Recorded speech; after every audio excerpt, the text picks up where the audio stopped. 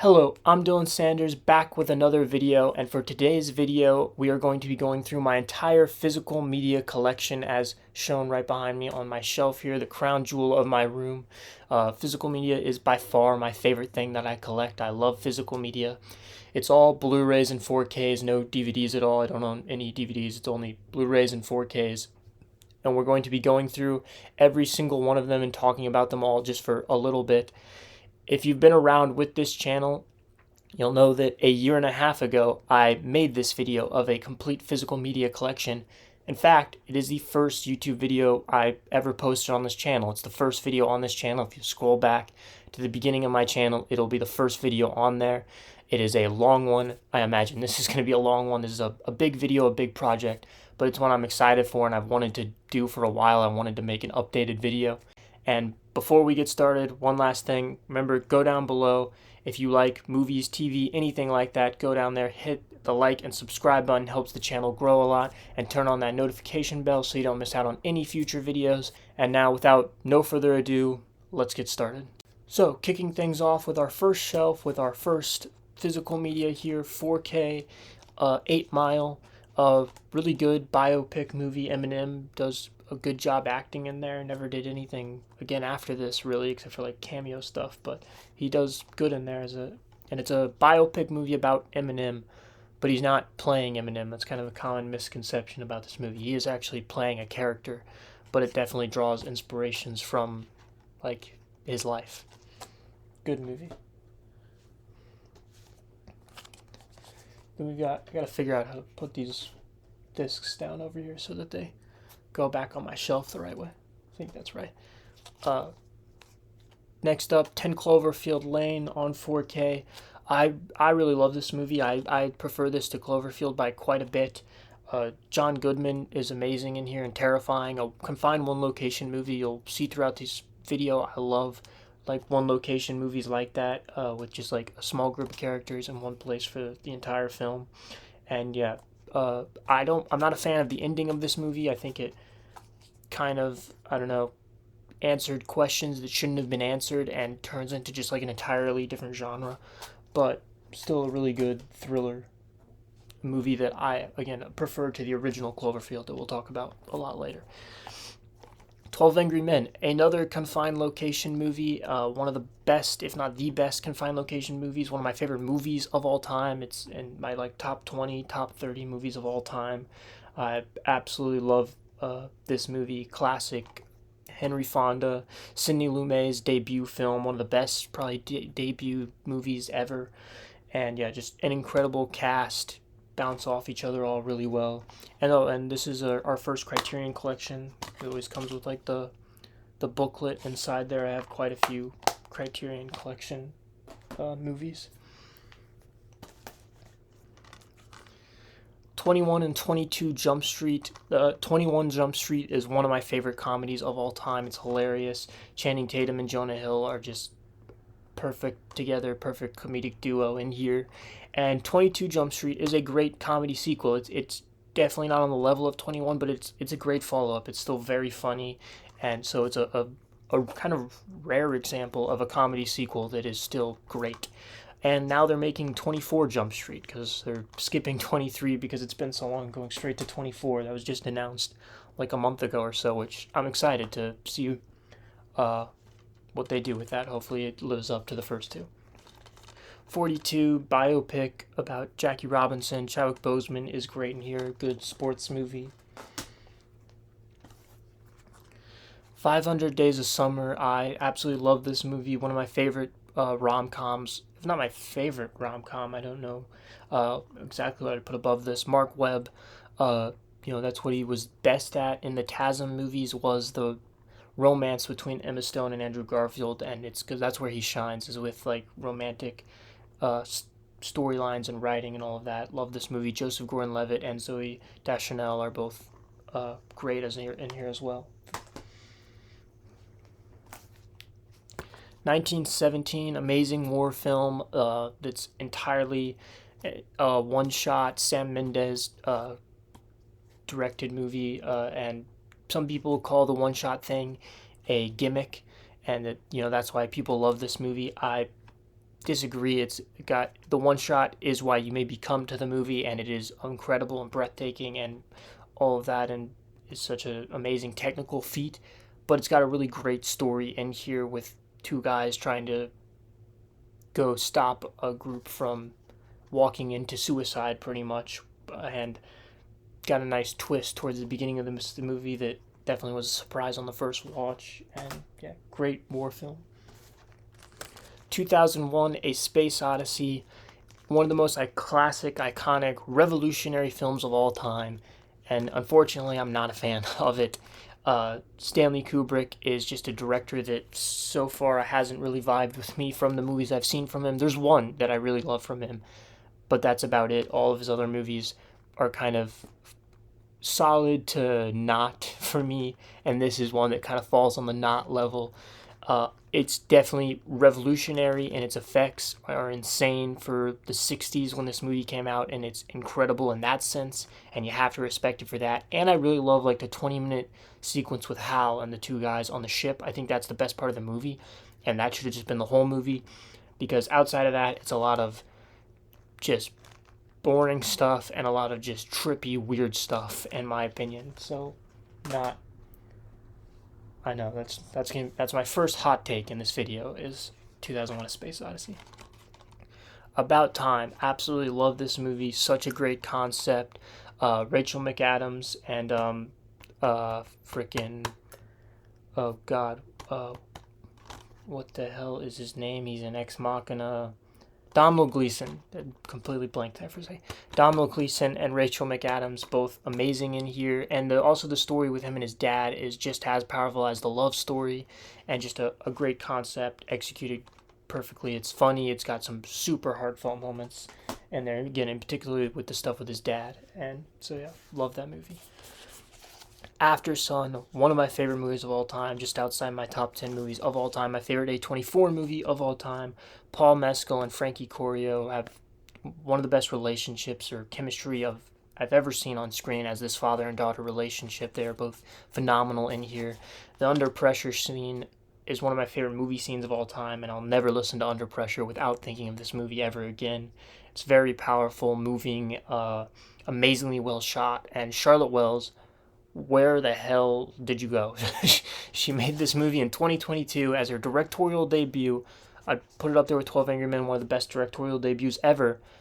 But she hasn't made this movie since. Come back, Charlotte Wells. Please, make another movie.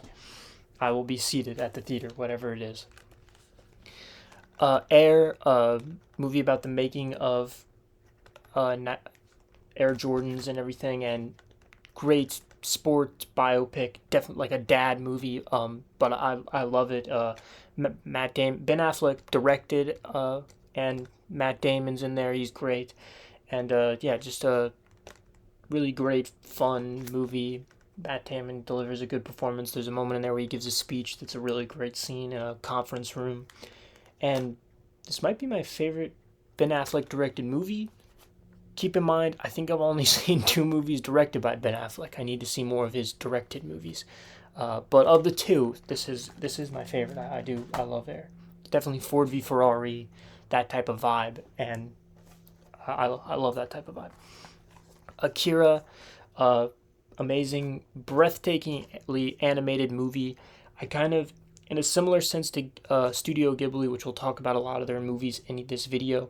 They're movies that this is a movie I can fully respect, and I watch it, and it's incredible to look at, but just story-wise, it just doesn't really connect or click with me, and I know that's not really the main purpose of the movie, but it's a movie that I love, like, it's a great movie, I love it, but I'm not as high on it as other people, definitely, in a similar sense to the Studio Ghibli movies, I would say.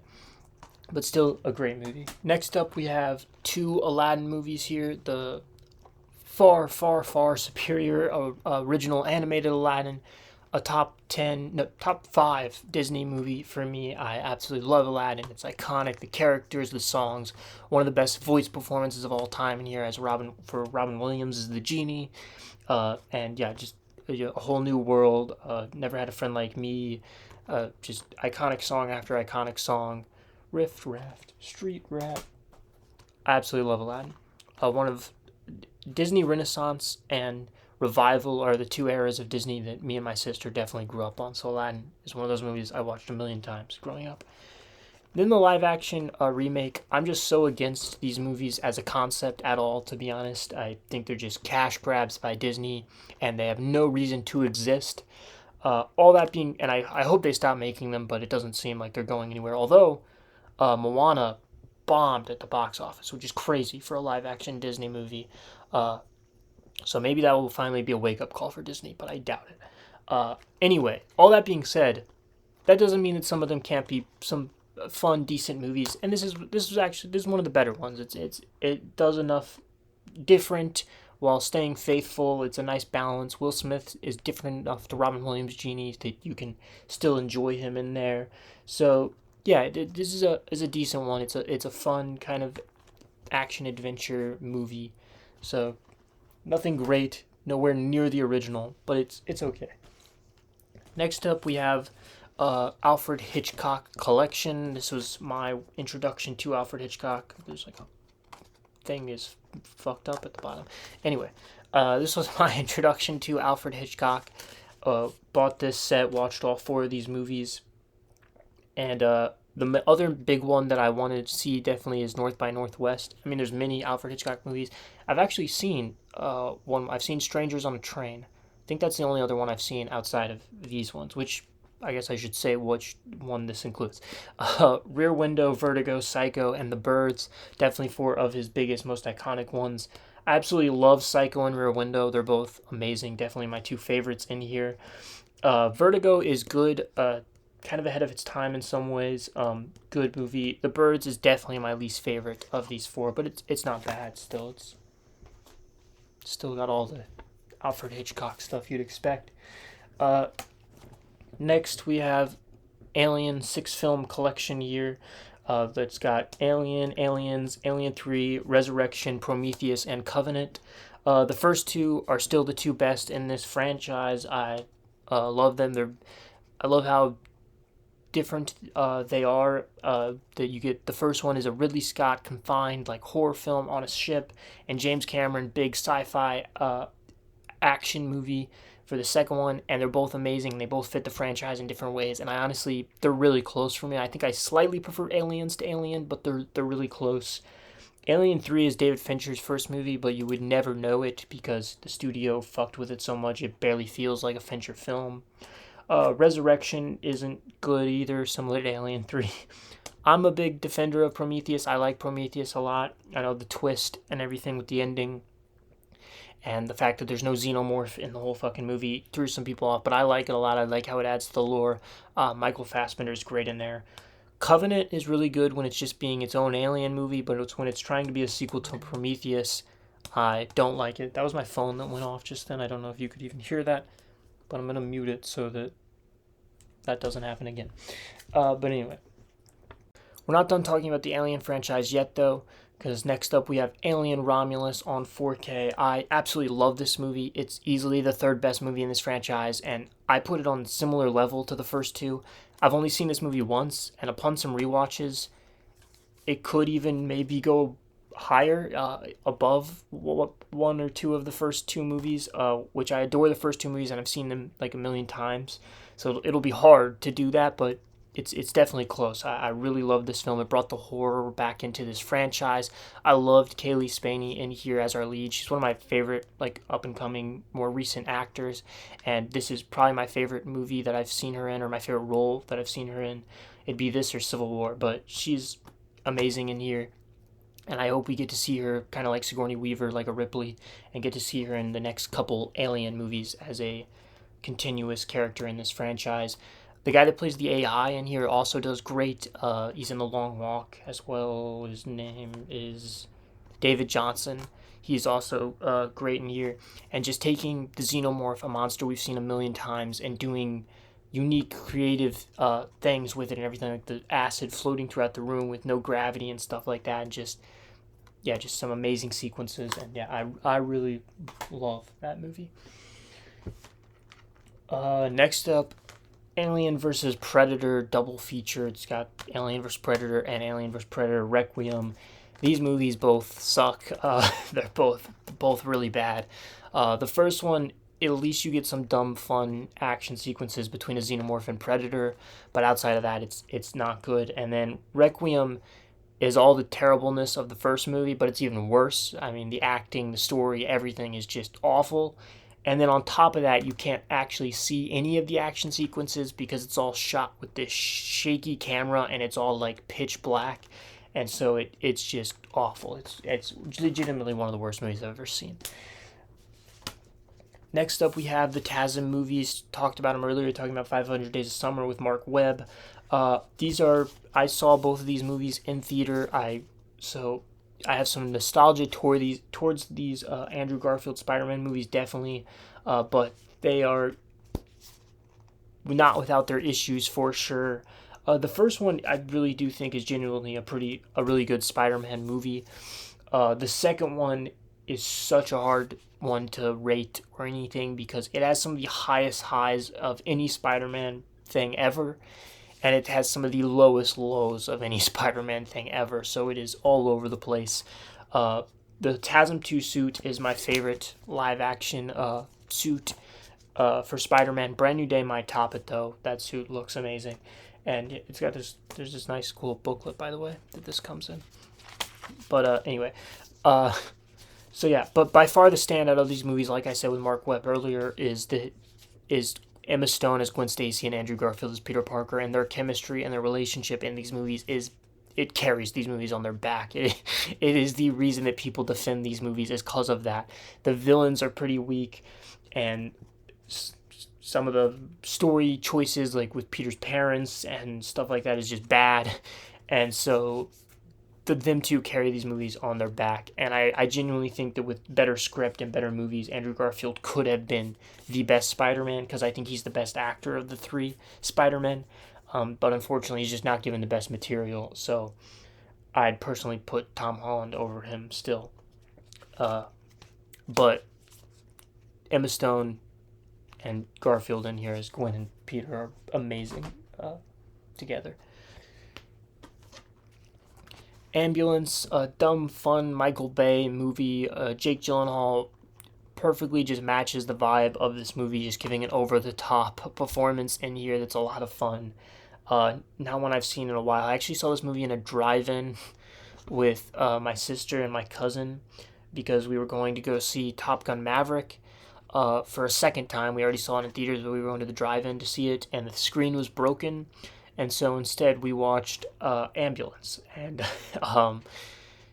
nowhere near Maverick. It's okay. From what I remember, I haven't seen it since we saw it in the drive-in, to be honest, which was years ago now. But it's fine. It's everything you expect from Michael Bay. It's stupid and over the top and ridiculous, but there's some fun to be had. Next up, we got American Hustle, a good David O. Russell movie. Absolutely stacked cast in here. Amy Adams and Christian Bale are by far the standouts in here for me. They're both amazing. Everyone does good, but those two are definitely the standouts in here. A solid, good David O. Russell movie. Not much else to say there. American Psycho, one of my all-time favorites. Amazing movie. Christian Bale giving probably his best performance in here as Norman Bates. Christian Bale's one of my favorite actors, so he's given a lot of amazing performances, but this is still his best in my opinion. He's just amazing in this movie, and it is satirical. It's hilarious, which I think some people go into this movie not expecting that, but this movie is hilarious. It is a satirical comedy. It is not a horror movie at all, and it makes fun of the business bro and all of that male satire and everything in there. It's so funny and so great, and Christian Bale is amazing in here and just commits to this role. Love that movie. American Sniper, a solid war film. Bradley Cooper is the highlight of this movie. His performance is great. Bradley Cooper does amazing. But it's a kind of I know it's based off a true story and there's some controversy about the guy in real life and everything, but just as a war movie, it's a fine war movie. Far from one of my favorite war movies, but it's solid, and Bradley Cooper is great in there. Another Criterion Collection here, Anatomy of a Fall, great Best Picture nominee from 2023. Just really great movie in here, and I don't know the lead actress's name. Sandra Hüller, and she's amazing in here. And just a crime, I really love crime, procedural drama, stuff like that, going on trial and all of that. And so this movie was right up my alley, and yeah, I really loved it. Annihilation, Alex Garland movie, probably my least favorite Alex Garland movie, but it's still really good. It's still a really good movie. I just really love Alex Garland, and I take that back. Men is my least favorite Alex Garland movie. That movie is bad. So never mind. Annihilation's far from my least favorite Alex Garland movie. I love this movie. I like this movie way more than Men, definitely. This is a good, solid sci-fi film. I feel like it's just weird. This movie is something that just... There's a lot of great concepts in here. The performances are all really good. In particular, Natalie Portman's great in here. The like bear mutation scene, there's standout sequences, but there's something about this movie that just always to me has felt like they just didn't quite hit the mark. Like there's a lot of great concepts, but I just felt like they never went all the way with it, and just never, I don't know, like it's like they stopped at like halfway point and just, I don't know. It is always giving me that vibe every time I rewatch it, where I'm just kind of at the end go, there's a lot of great stuff in that movie, but I just kind of feel unsatisfied. Anora, Best Picture winner. No, it was not a Best Picture winner. But Mikey Madison did win for Best Actress, and she's amazing in here. Great. I absolutely love Sean Baker. He is, and this is a Criterion Collection, that's why it's so freaking chunky. It's got a booklet in here like Criterion Collections always have in here. But yeah, one of my favorite movies from that year, 2024, and Mikey Madison was one of my favorite performances from that year. She's amazing in here. She wouldn't have actually been my pick for Best Actress. I would have given it to Demi Moore in The Substance, but I wasn't upset at all that Mikey Madison won because she is amazing in this film. And Sean Baker set the record with this movie for most Oscar wins for a single person in one night. He won for screenplay, director. What else did he win for? Did Anora win Best Picture? Am I tripping? I don't. The Brutalist. I don't. The Brutalist was 2024 as well. And the Brutalist. Did Anora win Best Picture? I'm like tripping out right now. I have to look this up because I'm 20. Sorry, this is the realness of this video.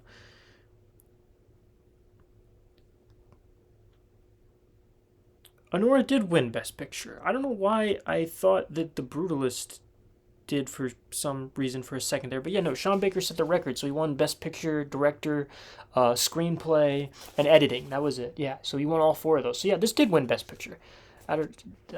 Wild roller coaster ride we just went on.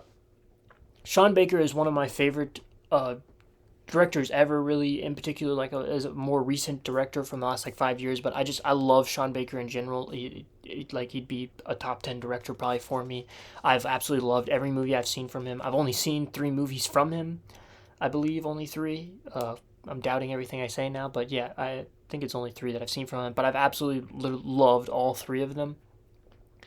And just his style that just feels so real, and so like it feels like in the most complimentary professional way possible. It feels like someone's just like standing on a street corner and filming people in real life with like a camera, but in the most professional and amazing, well shot way possible. Like his movies just feel so real, and always has some amazing performances in there. And yeah, I love Sean Baker. We got a few more movies of his in here to talk about that, so we'll continue to rave about him. Next up, we have our first superhero movies, I believe, with first MCU movies as well. The Ant-Man trilogy, the trilogy that just went off the rails, in my opinion. The first one, I love this movie. This is like just outside top 10 MCU movie for me. This was during the Infinity Saga. I went through a phase of just being obsessed with the MCU. So pretty much any movie in the Infinity Saga from Iron Man to Endgame, I've seen like 20 times. And I absolutely love Ant-Man. I think it's perfect, small scale, like an Ant-Man movie should be. Paul Rudd is great in here. It's hilarious. The side characters with Hank Pym, Luis, everyone in there is great. And yeah, just I really love this movie. It's a small scale MCU movie, but it should be small scale. Ant-Man and the Wasp, huge step down from Ant-Man in my opinion. Just kind of, the first one is a very, very smart comedy, I would say. This is a very, very dumb comedy with just kind of the lowest hanging fruit jokes, and just they turn Scott Lang, who's like a really smart theft, everything in the first one, into kind of a moron.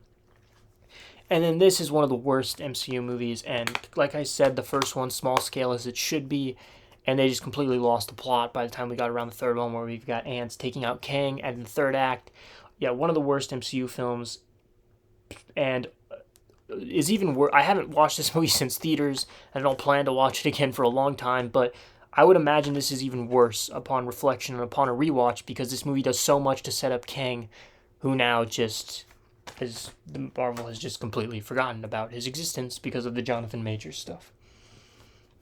And keeping on the superhero track, Aquaman, and not really a good superhero track, because neither of these movies are very good either. The first one, James Wan, his direction style, some of the wide camera angles, shots in there are really great to look at.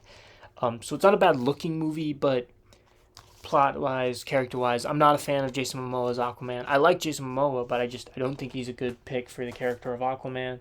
So it's okay. And then the second one is even worse.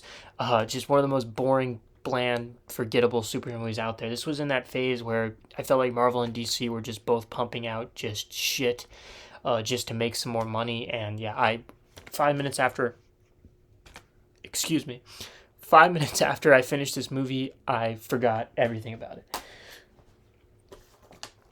Next up, Arrival, top 10 movie of all time for me. Denis Villeneuve is my favorite director of all time, and this isn't even, it's in my top 10 movies of all time, and it's not even my favorite movie from Denis Villeneuve. We'll talk about that one later. That just shows you how incredible of a director Denis Villeneuve is. Amy Adams is a probably top 5 performance for me of all time, and the fact that this is one of the prime examples that I always go back to when anyone tries to use Oscars for their arguments about movies. I tell them Amy Adams wasn't even fucking nominated for Arrival. The Oscars mean nothing, even though as someone who watches all the Oscars and gets really into it whenever the Oscars are coming out, but they do shit like this that just pisses me off. Because genuinely top 5 performance of all time here. She's incredible. Jeremy Renner's great. Forest Whitaker is great. Movie's absolutely beautiful. As one of my favorite scores of all time from Johan Johansson, and just a movie with a sci-fi movie that's not about aliens attacking Earth or war or any of that stuff. It's about communication and dialogue and coming together, and has a really powerful twist in there that's one of my favorites of all time. And yeah, I mean, one of my favorite movies ever. I've seen it a million times. Absolutely adore Arrival.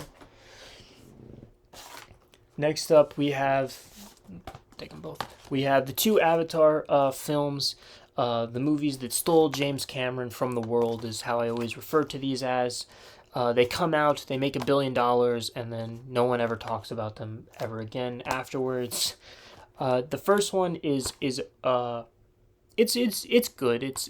I'm not these aren't bad movies by any stretch of the imagination. It was obviously revolutionary with CGI and everything like that, for the time that it came out, with having to wait for it, and people had like the Blue Depression and all of that stuff. I've just never been on the Avatar train. I've never understood it. I've never got it. I've never gotten into it. But it's a solid movie. It's a story that's been done to death. But it's a fine sci-fi film. Way of the Water is way better in my opinion. It is a pretty big step up. I actually got invested in the characters and actually cared about the world and the story and everything, something I can't say about the first one or the third one.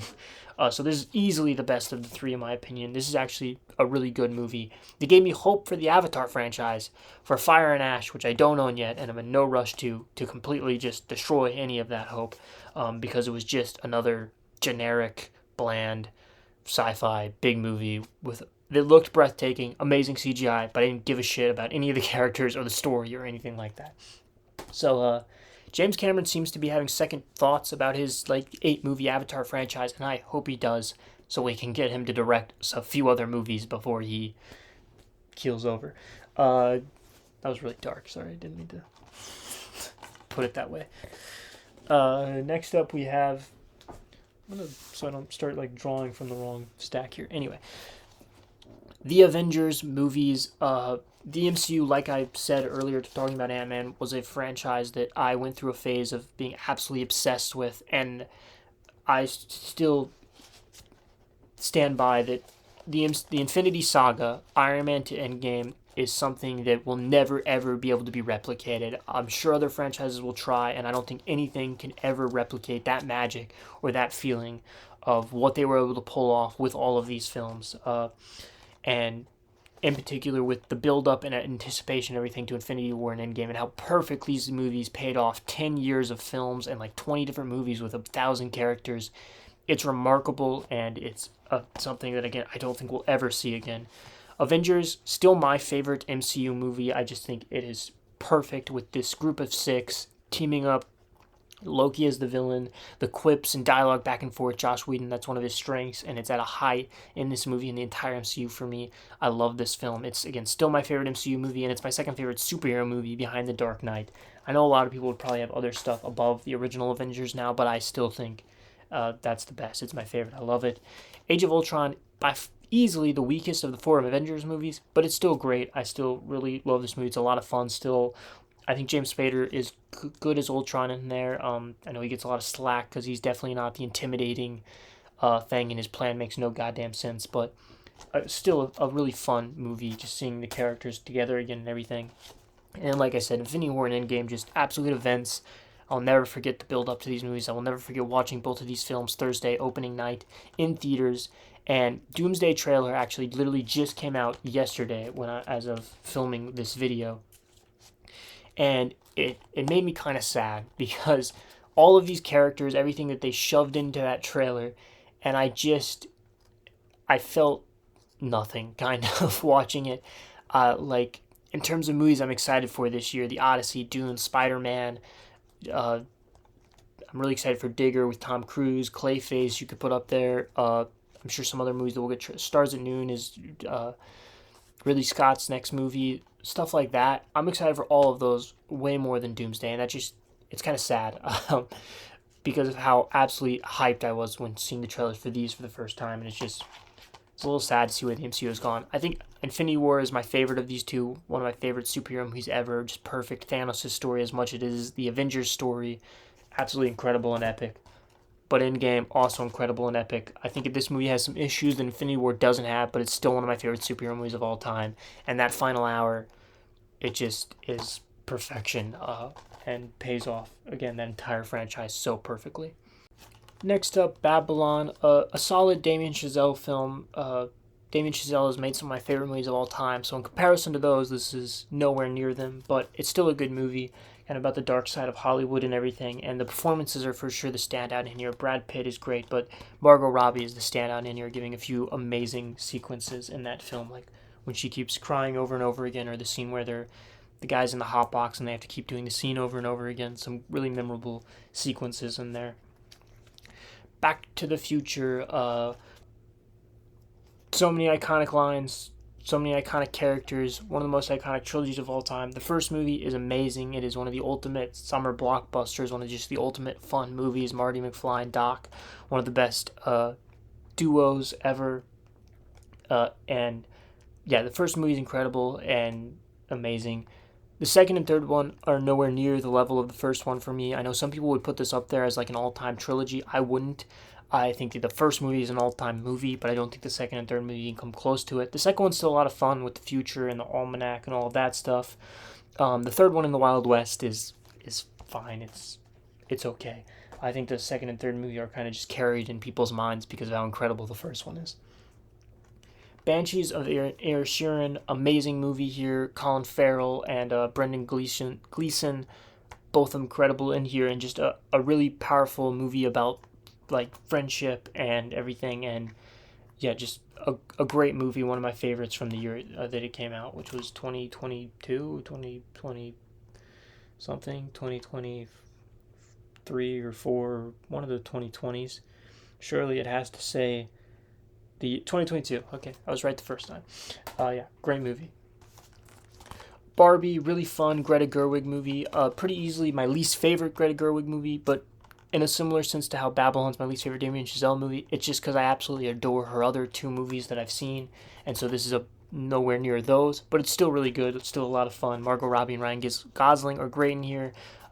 Nice, powerful message in here, and yeah, just really fun, very stylistic movie. Next up, we have the 89 Batman and the 3 from the 90s, the 4 original Batmans here. The 2 Tim Burton ones, great, classic, iconic films. Kind of both movies where the villains outshine the hero in here. I think Michael Keaton is a great Batman. I never loved him as Bruce Wayne personally. I just don't, his like kind of dorky, secluded way he plays Wayne is just not how I envision or imagine Wayne at all. But the villains in here are both incredible. Jack Nicholson's Joker in the first one, amazing, and just a great Batman movie. I vastly prefer Returns to the original. I don't know if that's a hot take or not, but I love the wintry vibes of it. I love the gothic feel to it, and Michelle Pfeiffer's Catwoman is still a top 10 comic book movie performance of all time, and I don't think she's brought up enough in that conversation. She is incredible in this movie. Danny DeVito, on the other hand, I don't know what the hell he was doing. It's Tim Burton. You know, those movies are very Tim Burton-y. His style, his weirdness that he brings to it, where turning his penguin into a literal penguin. So I don't really blame Danny DeVito, but his penguin gave me nightmares as a kid. Let me show you my French flipper trick. Which, speaking of as a kid, these are 4 movies that I watched all the time growing up. This was my Batman movies when I, pre-The Dark Knight even, these were the ones that I watched over and over again. And so I loved both of these Joel Schumacher movies as a kid. But now with, all my brain cells having been developed, these are both awful. They're both bad. Batman Forever, anyone that defends this movie is ridden by nostalgia, which I get it. I have nostalgia for it, but it's bad. Nicole Kidman is just there to want to have sex with a guy in latex. Jim Carrey and Tommy Lee Jones are both just an awful Riddler and Two-Face. They're just trying to one-up each other and just both feel like they're playing the Joker. It's just not good. And this one's even worse. It is ridiculous. It is over the top. It is stupid. But man, is fun to watch every once in a while. The childhood memories or just how dumb it is fun to pop in every once in a while and just laugh at it and have a good time with it and kind of relive some of those memories in your head. Welcome to the Ice Age. Arnold is great as Mr. Freeze.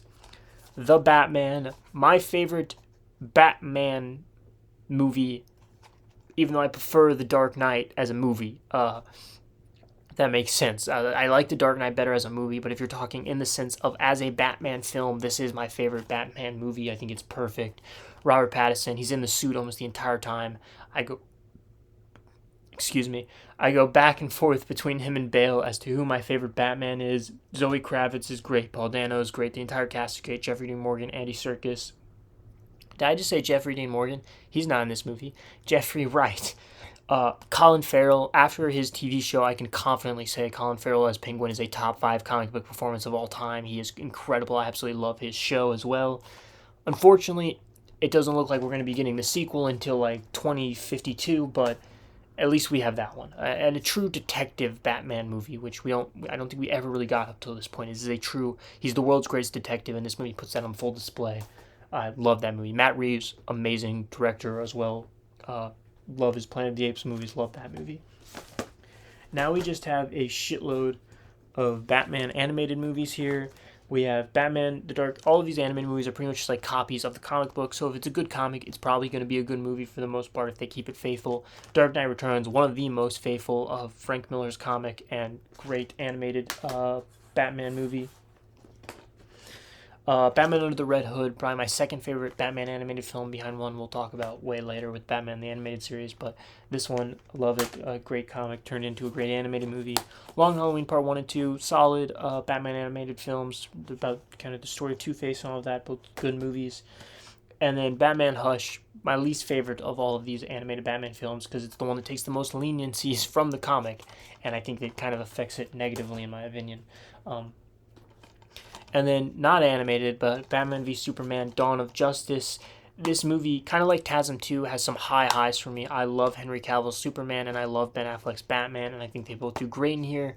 Um, I do think there's parts in here where Snyder goes too Snydery. Um, uh, and also the Martha thing is absolutely stupid. I don't care how long some Snyder cult fan will try to convince me otherwise. It's ridiculous. It's dumb. It makes no sense why Batman, all of his reasoning, all of his argument, everything he's doing in this film is stopped because he hears that they have the same freaking name. And I get it. There's a deeper meaning there. It's not just because they have the same name. I don't give a shit. It's stupid. It's dumb as hell. Jesse Eisenberg in here. I love Jesse Eisenberg, but he's awful in here as Lex Luthor. He's playing like some weird Riddler or some shit. I don't know what was going on there with the Jolly Rancher scene. But with all of that, you have the Batman warehouse fight, which is awesome. So another animated and live action twofer here with the animated and live action Beauty and the Beast. One of a top 5 Disney movie for me. Absolutely love this movie. My favorite princess movie. Tale as Old as Time. Incredible movie. Live action one. This is my favorite of the live action Disney movies. I think it adds some stuff while staying super faithful. I think Emma Watson is a perfect live action Belle. So easily doesn't even touch the animated still, not even close, but it is my favorite of the live action ones. 2 Beetlejuice movies here, both wacky, zany Tim Burton films. Winona Ryder in the first one there, and then adding Jenna Ortega to the second one is a great addition that fits with this franchise, and Michael Keaton as Beetlejuice. He's a character that works so well in small doses like these movies use him in, and he just adds to the film so much and is just so commits to that role and is a lot of fun in that role. So both solid Tim Burton movies, not anything great in my opinion, but both solid. The Before trilogy, one of my favorite movie trilogies of all time. Richard Linklater, Ethan Hawke as wrote and directed these, and he does one of his favorite Richard Linklater-y things where making them take place 7 years apart in the movies and in real life, kind of in a similar way that he did with Boyhood, having them come out 7 years apart and filming them 7 years apart and having them be 7 years apart in the film, which makes them feel so real, and the way that he structures and writes these films where it is literally Ethan Hawke and Julie Tepley just walking around, sitting, talking, and just literally just talking for the entire movie and just having these conversations. Such incredible films. Again, one of my favorite trilogies. Before Sunrise and Before Sunset are both 2 all-time movies for me. Sunset, the second one, is my favorite of the trilogy and has one of my favorite endings to any movie ever, but both are absolutely incredible and again, 2 of my favorite movies of all time. Before Midnight is also amazing. It's a great movie. It is easily the weakest of the 3 in my opinion. It kind of takes some leniencies with the structure of how these movies are, and so, but still amazing. Has a really strong ending to the trilogy and everything. Still love it, just not on the level of the first 2 in my opinion. One of those you can just sit down and just watch these 3 movies all back to back in one day, and it's just such a beautiful, amazing story. Ethan Hawke and Julie Depley have incredible chemistry, and absolutely adore that trilogy. With that, we are done with the first shelf. I'm going to grab the second one. Be right back. All right, kicking off shelf 2 here, we have Big Hero 6, a solid Disney animated movie. I think Baymax, his cuteness and his humor kind of carries this movie a little bit for me. It's not like a top tier Disney movie for me, but it's still good. It's okay. The Big Lebowski, where I think we're gonna have quite a few bigs here if I had to guess. Coen Brothers, love the Coen Brothers, one of my favorite directors, and this is great comedy.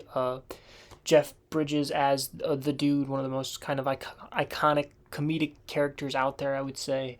John Goodman's great in there, Steve Buscemi, and just a hilarious Coen Brothers film. I love the Coen Brothers humor and vibe and everything, even in their non-comedies. I just love the way they do comedy and their types of jokes and everything. It really clicks with me. So full-blown comedy movie like that with The Big Lebowski is hilarious for me.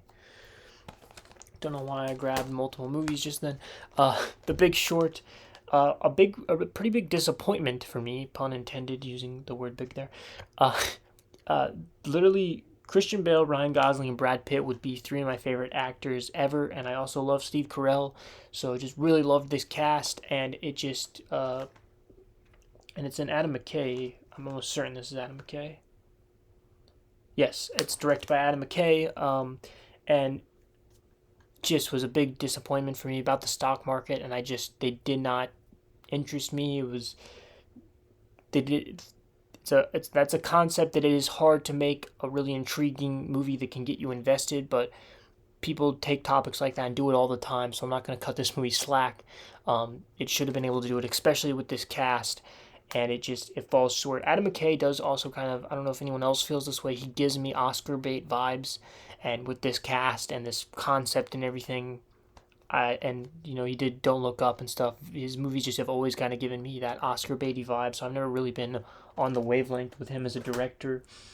So yeah, kind of a disappointing movie for me. Birds of Prey. It's an okay DC movie. It's not one of the worst, but it's not that good either.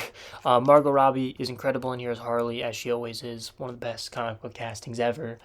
But that's about the only positive I have to say about it. It has a nice kind of like Guy Ritchie style. It's not Guy Ritchie movie, but it has that style, and some of the action is also pretty good. So it does have a few positives in there. But Black Adam, it was worse than Birds of Prey even.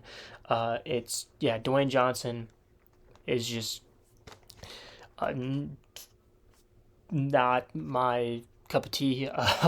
As an actor, he doesn't really act. He just does the same thing in every movie and in real life. Even honestly, I don't know the guy, but just from interviews and stuff, I kind of find him insufferable. He just seems to have the ego the size of a planet, and I think this movie is the perfect representation of that. The way he built this up and promoted it and everything, and it was just, he got outshined by Pierce Brosnan in his own movie. Pierce Brosnan, he's great in there as Dr. Fate. James Gunn, bring Pierce Brosnan back. But yeah, just bland, forgettable, basic DC film that I'm not a fan of. Then we got two great superhero movies here. Black Panther, just outside top 10. If not, it might even be top 10, but I think it's just outside top 10 MCU movie for me. I love this movie. Ryan Coogler, amazing. Absolutely one of the best casts in the MCU. And here, Chadwick Boseman, Lupita Nyong'o, Danny Gurira, Forest Whitaker, Angela Bassett, Michael B. Jordan, Andy Serkis, Daniel Kaluuya, just absolutely incredibly stacked cast in here. Amazing actors, all giving great performances in here. I think Killmonger is probably behind Thanos and Loki, the best villain in the MCU. Chadwick Boseman, one of the best comic castings ever as Black Panther, incredible. Lost him way too soon. He's phenomenal in here. One of the only superhero movies to be nominated for Best Picture, and just a really amazing Marvel movie. The weak part of that movie being the third act that turns into like a PlayStation 3 video game cutscene with awful CGI. That is the weakness of that film that kind of holds it back a little bit, unfortunately, but still amazing. Wakanda Forever, one of the better post-Endgame MCU movies in my opinion.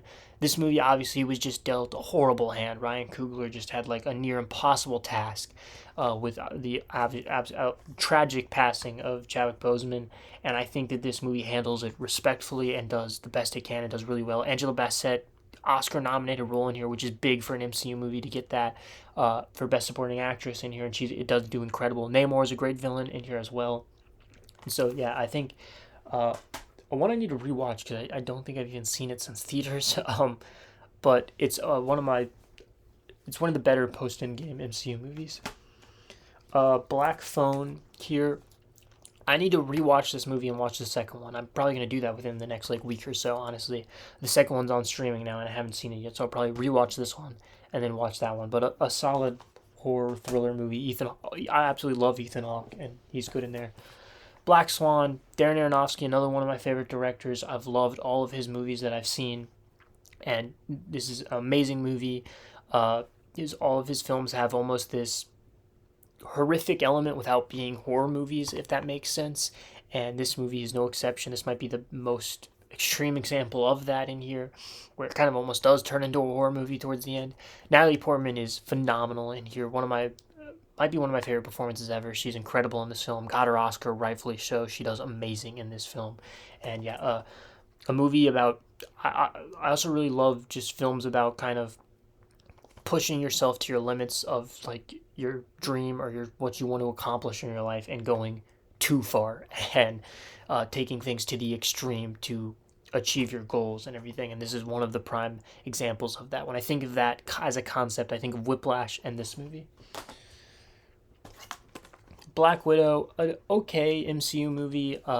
I think when this movie is like a spy espionage thriller movie, I think it's really good. One of the best introductions in the MCU of the last like 5 years in here, with Florence Pugh as Yelena.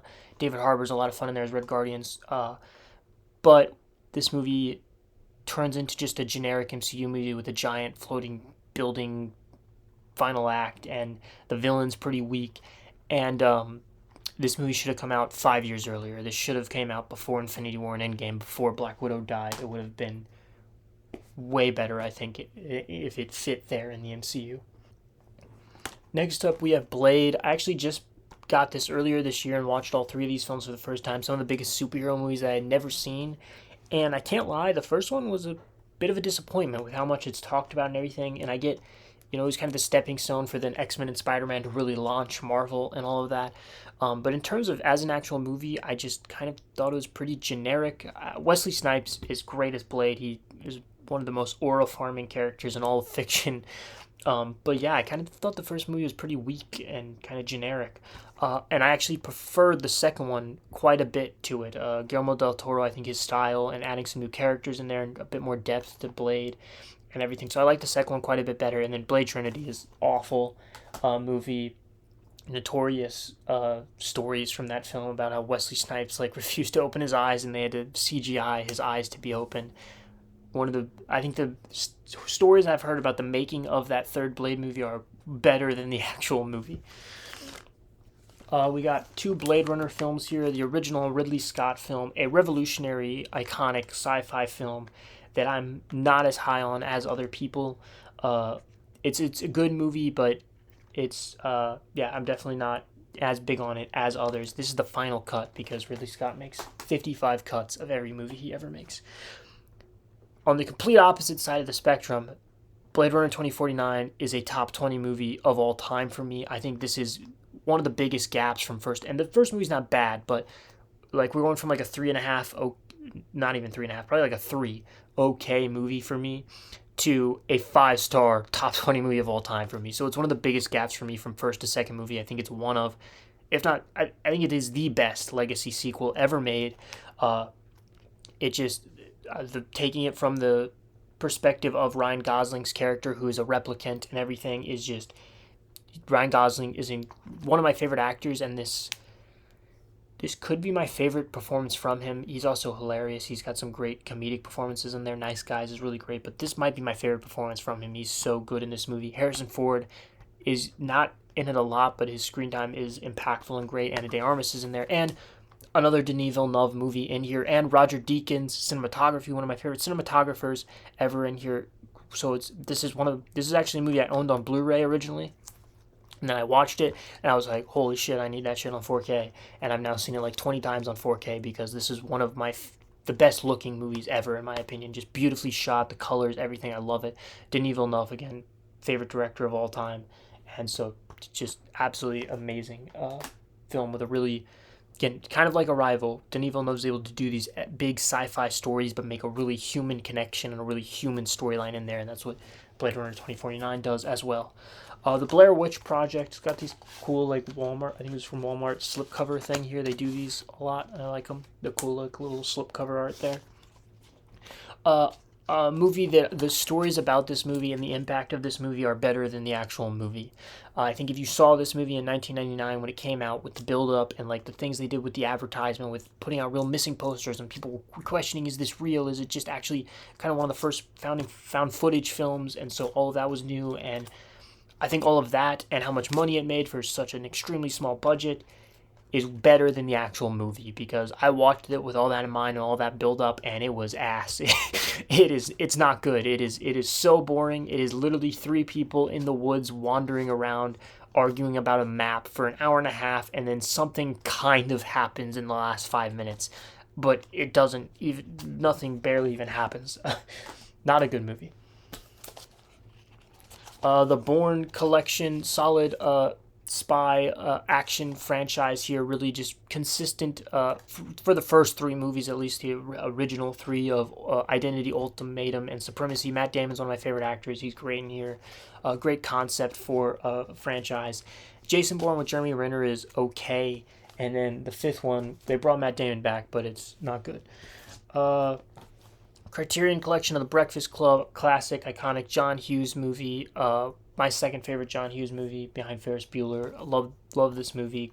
And a movie that couldn't be made today, really, with having these different representations of these different cliques in high school, of these different stereotypes, and putting them all together in a detention room. Just a great concept for a film, executed really well. Really great movie. Bridge on the River Kwai, our first steelbook, I think. I have some more steelbooks, but I think this is our first steelbook in here. I love steelbooks, awesome looking, iconic, classic movie, Alec Guinness, and it's a great movie. It lives up to its iconicness. That's a word. Brokeback Mountain, great film in here. Jake Gyllenhaal and Heath Ledger, both incredible performances in there. Great movie. I feel like I'm making the Leaning Tower of Pisa over here. I think it's going to just all fall over. Bullet Train, really fun David Leitch movie in here. Just a lot of fun characters. Lemon and Tangerine are a standout there with Brian Tyree Henry and Aaron Taylor Johnson. Brad Pitt's great. The whole cast is great. A lot of fun, twists and turns. Takes place entirely on the Bullet Train. Great. Just a really quick, fast-paced, funny movie, comedy. A lot of fun. Just a really fun movie. Burn After Reading, another Coen Brothers film. I actually prefer this to Big Lebowski, which I think is kind of a minority opinion there, but this movie is hilarious to me. Great cast. George Clooney, John Malkovich, Frances McDermott, everyone does amazing in here. Brad Pitt, for me, is the standout. I think Brad Pitt he's Brad Pitt, so everyone just looks at him as like the hot male lead. But when you put Brad Pitt in like a co-starring role like in this movie, and a comedic co-starring role as well, he's incredible. He's so underrated with comedy. He's hilarious in this film, playing this absolute moron, and just such a ridiculous movie and this ridiculous, absurd series of events. And again, I just love the Coen Brothers movie. Really hilarious movie for me. One of the movies that probably makes me laugh the hardest, honestly. Cabin in the Woods, similar Blair Witch slipcover here, but way better movie than Blair Witch. Very fun subversion of the horror genre and everything, making fun of the horror genre while being a really inventive, good horror movie. Call Me By Your Name, great love story. Luca Guadagnino, Timothée Chalamet, and Armie Hammer, both great in here. Kind of one of the movies that introduced Timothée Chalamet to the world. I mean, he did some stuff before this, but I love Luca Guadagnino. I have another movie that we're going to be talking about in a little bit that I like even more than this one from him, but this is also a great movie, a very beautifully shot movie as well. Then we have the Captain America trilogy. Captain America the First Avenger, really solid superhero origin story film in there. Chris Evans, I love him as Captain America. He's right next to RDJ's Iron Man as my favorite character in the MCU.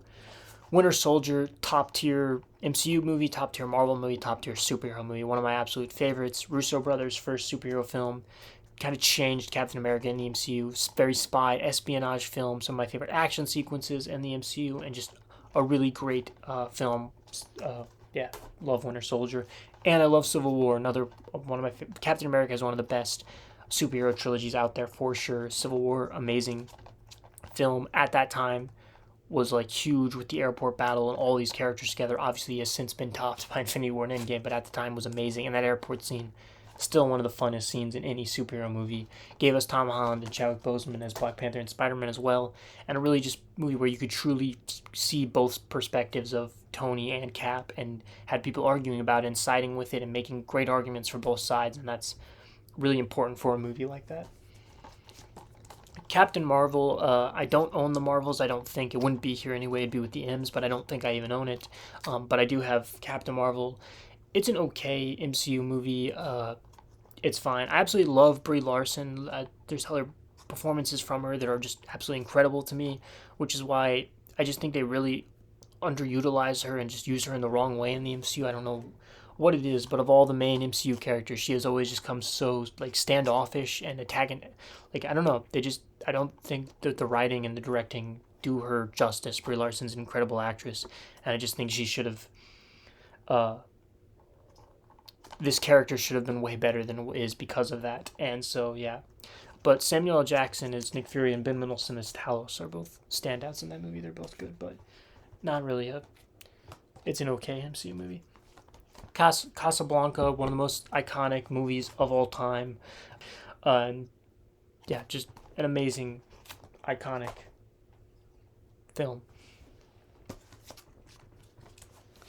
Challengers, the other Luca Guadagnino movie that I was talking about when talking about Call Me By Your Name, and I like Call Me By Your Name a lot, but this movie's amazing. I love this movie, one of my favorite movies from the year it came out. Zendaya is amazing in here. Mike Feist is amazing in here. Josh O'Connor is amazing in here, and Zendaya, obviously one of the biggest stars of our time. But I hope Josh O'Connor and Mike Feist, Josh O'Connor in particular, seems to really be on the rise, and I'm really happy because I think they're both great actors, and all three of them just play off each other so amazingly well in this film. And has some great tennis shots in there, some great things that they set up and pay off later, and just yeah, absolutely love that movie. We got a Christmas little pack here that comes with Rudolph, Frosty, Santa Claus Coming to Town, Little Drummer Boy, and Cricket on the Hearth. I didn't mention this at the beginning. This made me think of it. I said this in my first video that I did a year and a half ago, so I guess I should say here, as I have seen every single movie I own, by the way. I know some people collect stuff and they haven't seen some of them. I've seen every movie that I own, every movie on this shelf I have seen. So that means I've seen Cricket on the Hearth. That's why it made me think of this, is because I bought this pack for Rudolph, Frosty, and Santa Claus Come to Town, just classic Christmas films that you want to own. And then I had seen Little Drummer Boy like one time when I was little, but I'd never seen Cricket on the Hearth. But since I own it, I was like, I'm going to sit down and watch this thing. And it was horrible, but I watched it. Citizen Kane, similar to how I said about Casablanca and Bridge on the River Kwai, one of maybe the most iconic movie of all time. It's like, if you're a movie fan, you have to watch this movie. And this is one that I said to Casablanca and Bridge on the River Kwai that they live up to the hype. I don't want to say this doesn't live up to the hype. It's just the hype is almost impossible to live up to, because it's regarded, it's just a phrase people say is that this is the Citizen Kane of this franchise. It's known as the greatest movie of all time. And I gave it like 4 out of 5 stars on Letterboxd, which might be a hate crime to some movie fans. 4 out of 5 stars is a great rating. It's a great movie. Very good. Really liked it. Great film. But is it anywhere near like my favorite movie of all time? No, not even close. I can understand for that time, and I will say this is a movie that this could have been made like last year. Like it holds up so well in terms of the story and the way that it's structured and everything, and the twist with Rosebud. It holds up really well. Orson Welles, his starring in it, directing in it, his masterpiece, and so great film. Just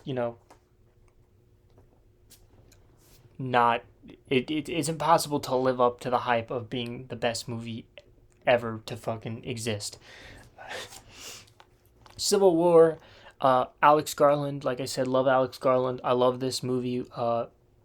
Kaylee Spaney, mentioned with Alien Romulus, this is her other one that I'd put up there with that one as her best performance. I might even give the slight edge to this one.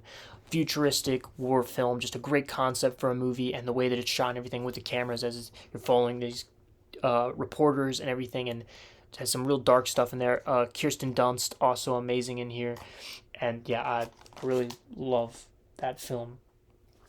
A film that's becoming kind of scarily relevant. Also, Jesse Plemons in one scene in this movie, and he almost steals the whole damn thing. One of the best like one scene actors things is able to like steal film for sure in that film. Next up, Clockwork Orange. Kubrick, again, like I said, just a director that doesn't really fully vibe with me, and this one I like significantly less than 2001: A Space Odyssey even. Just fucking weird and bizarre, and not a movie I plan on rewatching anytime soon. if I had to get rid of like some of my physical media, this would be one of the first to go, honestly, because I just don't see myself ever rewatching this movie. It's just, it is. The performances are good. Kubrick's a master for sure, but just not my thing in any way, shape, or form. And I felt disturbed while watching it, and not in a good way. I don't know if there is a good way, but whatever. Uh, Cloverfield, I do like 10 Cloverfield Lane better, but this is still a good found footage monster film. Directed by Matt Reeves, an early Matt Reeves film. Doesn't live up to Matt Reeves' other movies for sure, but a fun, solid monster movie. Cocaine Bear, an absolutely ridiculous, stupid, over the top movie, but it can be a lot of fun, and it's a movie that you can watch with other people and laugh at how dumb it is. Collateral, amazing Michael Mann movie, my second favorite Michael Mann movie. Jamie Foxx is great in here, but Tom Cruise giving one of his best performances for me as the villain, playing against type.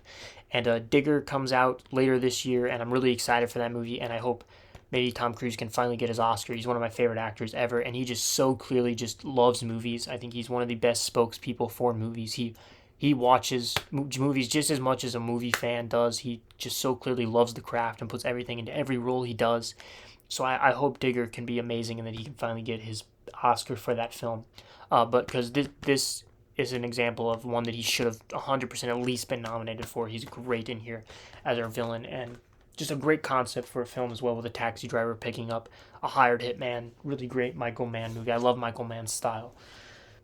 Next up, Criterion Collection of Come and See. This is the most just dark, brutal movie I've ever seen. It is the best look into war in any movie ever, for sure. And it is. It's a movie you should 100% see, and it's incredible. I absolutely love this movie. It's amazing, but it's not the type of one you're gonna like pull off your shelf very often. But I love to own it because I will definitely go back and revisit this movie because it's so powerful and so amazing. But not one you revisit often because it is so just dark and brutal. Companion, I really loved this movie. Sophie Thatcher, one of my favorite up and coming stars. I hope she continues to do more and more roles, and this is probably still my favorite role that I've seen her in. She's amazing in this film, and there's a twist in this movie that about 30 minutes in, that the first time I watched this movie, I had no idea about. I don't know if the trailers gave it away and stuff. I saw stuff about the movie, but not much, so I went in pretty blind, and I think that just elevated my experience even. And so, yeah, one of my favorites from the year it came out. Jack Quaid is great in here as well, and just a great concept executed so well with amazing performances again in there from Sophie Thatcher, who is definitely becoming a scream queen for sure. Conclave, Best Picture nominee from 2024. 2024.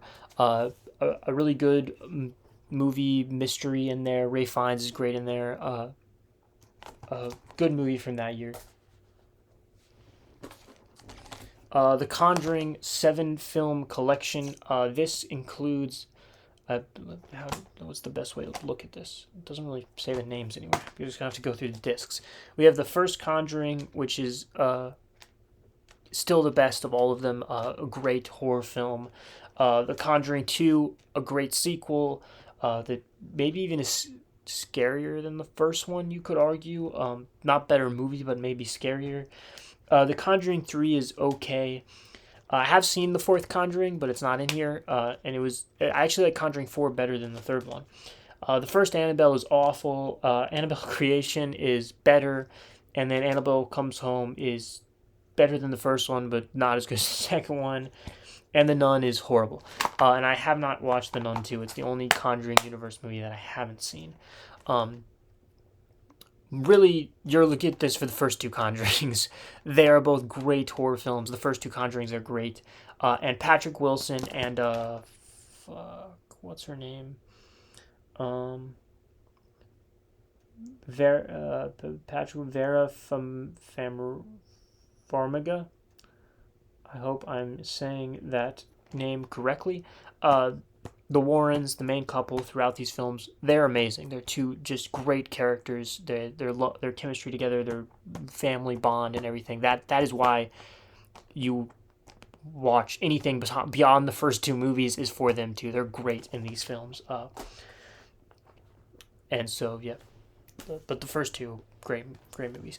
The Cornetto trilogy. That's why this is in the C. None of these movies start with C, but this has been coined the Cornetto trilogy, and so I put it there because it has all three of them in this pack together.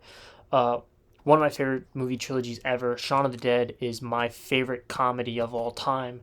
It's like a top 50 movie of all time for me. Absolutely hilarious. Love that movie. Edgar Wright, similar to Coen Brothers, Edgar Wright is just a director that is on my vibe comedy-wise. I love Edgar Wright and his style and his vibe. Hot Fuzz honestly might even be funnier than Shaun of the Dead, but it's not a better movie. I definitely like Shaun of the Dead better as a movie, but Hot Fuzz is an amazing sequel that, again, might even be funnier. World's End is easily the weakest of the three. It's a pretty big step down, in my opinion, from the first two, but it's still fun. It's still a really good comedy, still hilarious. And Simon Pegg and Nick Frost are amazing in all three films. Crazy Stupid Love, great comedy, romance movie in there. Ryan Gosling and Emma Stone, two of the actors with the best chemistry ever. They've done like three or four movies together, and they're always amazing together. Steve Carell's great in there, though. Julianne Moore's great. Everyone, and a really nice build-up and conclusion to the film as well. Got some great heart in there while being hilarious. The Creed trilogy, probably a hot movie take for me is I prefer, of this entire franchise, Rocky and Creed, all of them, Creed is my favorite. I prefer it to all of the Rocky movies, personally. I love the first Creed. Ryan Coogler, Michael B. Jordan's just amazing in there. You still got Stallone as the trainer this time, and just, I love the first Creed. Creed 2 is a really great sequel, bringing in the Russians back with Dolph Lundgren back and stuff. And then Creed 3 is solid as well. It's definitely my least favorite of the three, but it's still a good movie with Michael B. Jordan's directorial debut, I believe. That's his first movie that he ever directed. Dallas Buyers Club, a great movie. Matthew McConaughey is phenomenal in here. For 2013, I would pick Leo in Wolf of Wall Street. It's one of my favorite performances ever, but I'm not upset that McConaughey won. He is incredible in here. Jared Leto, also amazing in here. And it's based off a true story. Dark Knight trilogy, one of my favorite trilogies ever. I just did a Christopher Nolan ranking, so if you want to go check that out, I talk about all three of these movies in a lot more depth, but all amazing movies. Batman Begins, Dark Knight Rises are both great. Dark Knight, just outside top 10 movie of all time for me. Heath Ledger is maybe my favorite movie performance of all time. He's phenomenal. The cast in all three of these movies are incredible, though. We have all of the Deadpool films here, the pack with the first two. The first one is it's still my favorite Deadpool movie. Well, is it? I don't know, it'd be close between the first and third one, but the first one is so inventive, so just such a breath of fresh air in the comic book genre at that time. Rated R comedy movie. Ryan Reynolds was born to play this character. He is perfect as this role, one of the best comic book castings ever. Deadpool 2 is a bit messy, but it's still hilarious, still got a lot of fun stuff in there. Josh Brolin as Cable is a great addition. That's the word looking for. My brain is starting to stop work. See? Anyway. Deadpool and Wolverine, it'd be close between the first one and this one. The first one is, I think, definitely the better film.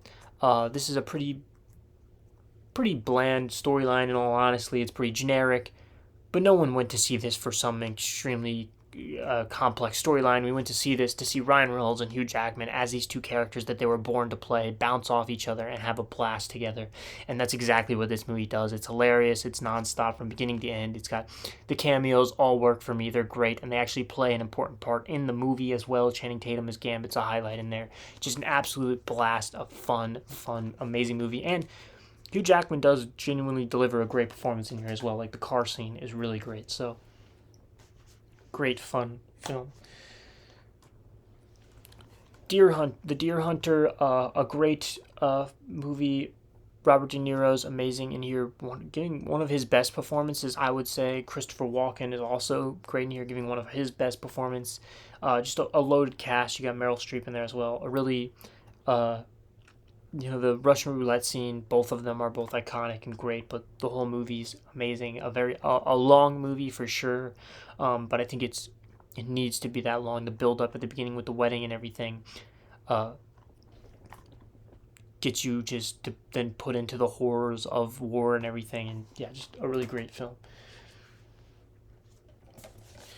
The Departed, a top 10 movie of all time for me, my favorite Martin Scorsese movie.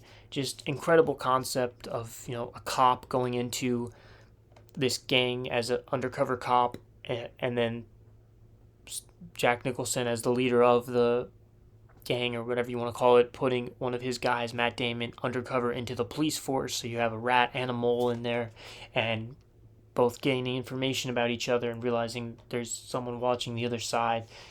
And just absolutely stacked cast, all giving some of their best performances. Jack Nicholson is phenomenal in this movie. He's probably the best performance in the movie. He's amazing in here.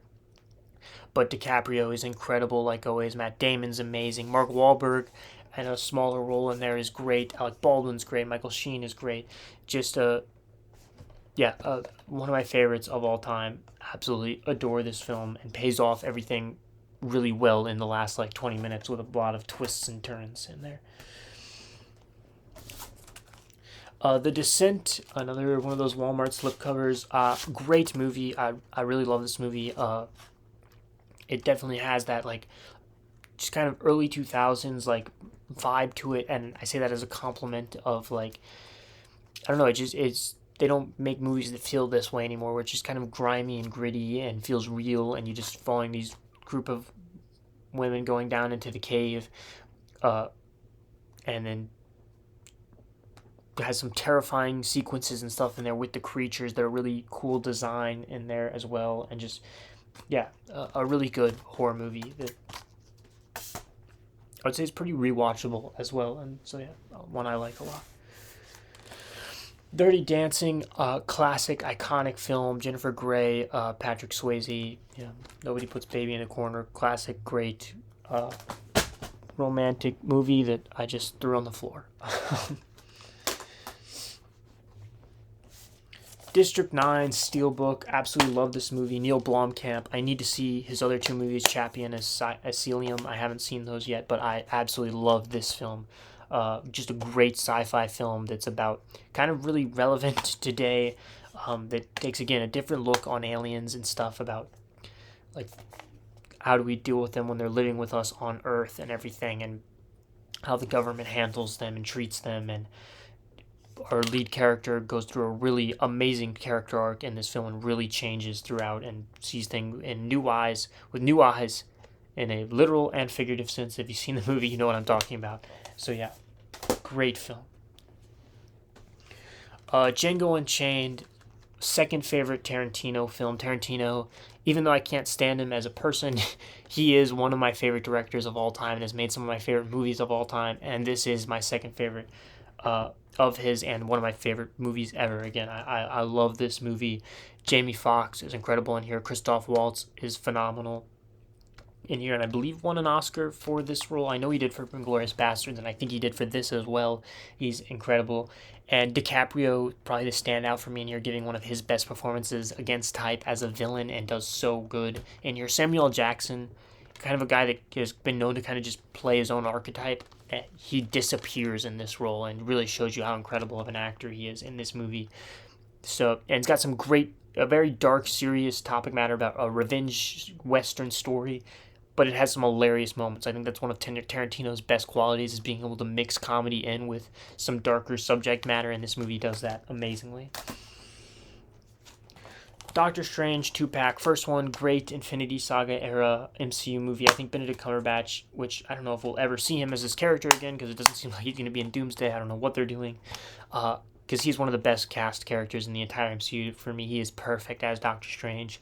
Multiverse of Madness is a fun Sam Raimi film. I think Elizabeth Olsen's a standout in that one as Scarlet Witch. She's amazing in there. And it's got some nice horror, gothic Sam Raimi elements, but it has a lot of forgettable MCU slop in there as well. Donnie Darko, early Jake Gyllenhaal performance. He's great in here. Not a movie I like as much as other people. I think it needs a second viewing to fully maybe grasp it and maybe I'll like it better, because I've only seen it the one time, and very trippy movie with some, again, great performances, and it's a good movie, but just not one I love as much as I think some other people do. Do the Right Thing, amazing Spike Lee movie. It's just as culturally relevant today as it was when it came out, which is kind of sad that it's still that relevant. But just amazing movie, iconic characters, and just going through the street and meeting all these different people, and then it all culminating perfectly in the third act and everything. Just a really great movie. I think it's the only Spike Lee film I've seen, which is crazy. I need to see more of his movies.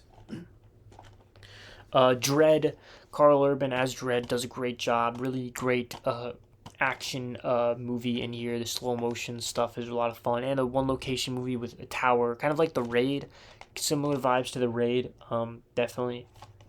And yeah, really great comic book film. Drive with Ryan Gosling, great movie. Ryan Gosling's great in here. Again, kind of another movie that I don't think I'm as high on, kind of like Donnie Darko, another one that I like. It's a really good movie, but I don't think I'm as high on as a lot of other people are. But Ryan Gosling is amazing in there, and yeah, good movie. That is all for Shelf 2. I'm going to go get Shelf 3. Be right back. On to Shelf 3. Quick sidebar. I talked way too much about those first two shelves. We're going to have to start going through these quicker if I don't want this video to be 8 hours long, which I'd rather it not be. So we're going to pick up the pace here. You'd think I'd learn from the first video I made, but I didn't. But hey, it's a learning curve, so we're going to start trying to go through these a bit quicker. Doctor Strangelove, this is the Kubrick movie I was talking about that I love. This is easily my favorite of Kubrick's films. A great satirical war comedy film. Criterion Collection case for it here. Sorry, it's always got to figure out how to place them over there so I don't fuck up my whole shelf. The two Dune movies, both incredible films. Denis Villeneuve, favorite director ever. Absolutely phenomenal stacked casts in both of these movies with amazing performances across the board. I love the first one. Great introduction to this world. Amazing movie. One of my favorites from the year it came out. And the second one just builds on that in every single way. Does everything a sequel should be. This is a just outside top 20 movie of all time for me. Denis Villeneuve, if you can't tell, he has fucking 6 movies in my top 30 movies of all time, I think, genuinely. Absolutely just epic movie, absolutely beautiful movie. Greg Fraser as our cinematography, Hans Zimmer with the score in here that is absolutely just the score, the way this film looks, the story, the characters, the performances, everything about this. It is one of the most epic, amazing sci-fi movies ever for me, and yeah, I absolutely love Dune 2. Dune Messiah is my most anticipated movie of the entire year. It's between Messiah, Spider-Man, and The Odyssey, which The Odyssey I just saw, so that's out now. So it's now between Dune and Spider-Man, and yeah, I cannot wait for December to see Messiah. Dungeons and Dragons, a fun little action adventure movie there, kind of a surprise movie too. I didn't really expect much from it, and it was solid. Chris Pine's good in it. Dunkirk, good Christopher Nolan war film. Again, just made a Christopher Nolan ranking, so if you want to see me talk more in depth about the Nolan films, go check that out. But a good Nolan film there. Easy A, I love this movie. It's one of my favorite coming-of-age movies, one of my favorite comedies. Emma Stone is a top 5 actor of all time for me. I love her. Her trajectory of her career is just amazing, from going kind of to stuff like Superbad and Easy A and stuff like that, Crazy Stupid Love, to then going to more drama, stuff like that with like La La Land and things like that, to now she's just doing whatever the fuck she wants, doing weird movies with Yorgos Lanthimos and like Begonia, and I love it. One of my favorite actors, and this is kind of the movie that she was in Superbad. This was her big break, and I love this movie. It's so funny, so good, such a great, just a really great coming-of-age film. Edge of 17, back-to-back 2 of my favorite coming-of-age movies of all time. Love this movie. What Easy A was for Emma Stone, this movie kind of is for Haley Steinfeld, and Haley Steinfeld, another actor that I absolutely love. Woody Harrelson, also another actor that I absolutely love. Love that dynamic with the teacher-student dynamic, but the stuff with the mom, the brother, all of that. I just love this movie. A movie as a very awkward, unsociable person is a movie that I can relate to a lot as well. And so, yeah, I absolutely love this movie. One of my favorite coming-of-age movies. Edge of Tomorrow, great twist on the Groundhog Day thing. You know, they've maybe my favorite of the Groundhog Day movies is Edge of Tomorrow. I love this movie. Great sci-fi action movie. Tom Cruise and Emily Blunt, two of my favorite actors ever in there, and work great together in that movie. Eighth Grade. This case is fucked up. It's like won't even close. But anyway, I absolutely love this movie. Another kind of like Edge of 17 of a movie I can relate to in some ways. With my experience as a teenager, and Bo Burnham Inside, which I don't own. I don't know, do they make that on Blu-ray? I'm sure they do. I need to get that because that's also an amazing movie. I love Bo Burnham, and he's directed this film, and yeah, just absolutely incredible. A great, very real movie. Love the dynamic with her and her dad in that movie as well. Elvis, really good biopic film.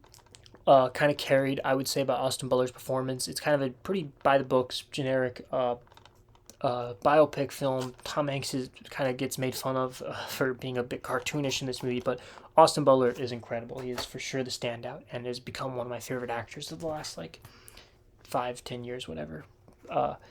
End of Watch, a good police movie with Jake Gyllenhaal, Michael Pena, David Ayer, probably my favorite David Ayer. No, Fury is my favorite David Ayer movie, but a good David Ayer film there. Filmed entirely through body cams and stuff. Enemy, Denis Villeneuve. This is my least favorite of Denis Villeneuve's movies. I've only seen one of his 4 foreign films. I haven't seen 3 of his other foreign movies, so not including those. This is my least favorite of him, but still really good film. I love the concept of this movie. Jake Gyllenhaal's amazing in here as both versions of himself, and I really love the concept. It just kind of lost me with where they went with it, and I think they kind of lost the plot, in my opinion, during the movie. Eternals, I think this is an overhated MCU movie. I really kind of respect this movie for what it went for and what it did, and was something different, and you can kind of feel Chloe Zhao's vision on there, which is not something you can say about a lot of MCU directors with their movies. They kind of just feel like the same thing over and over again. You can feel her vision on this film. But I think it's a film that has aged poorly because I don't know if we're ever going to see any of those characters ever again in the MCU. And I'm not defending that movie. It's not that good, but I think it's kind of overhated. I think it's fine. It has some good stuff in it. Eternal Sunshine of the Spotless Mind, amazing movie. I love this film. Jim Carrey and Kate Winslet are both incredible in here, but Kirsten Dunst, Mark Ruffalo, Elijah Wood, everyone in here is great.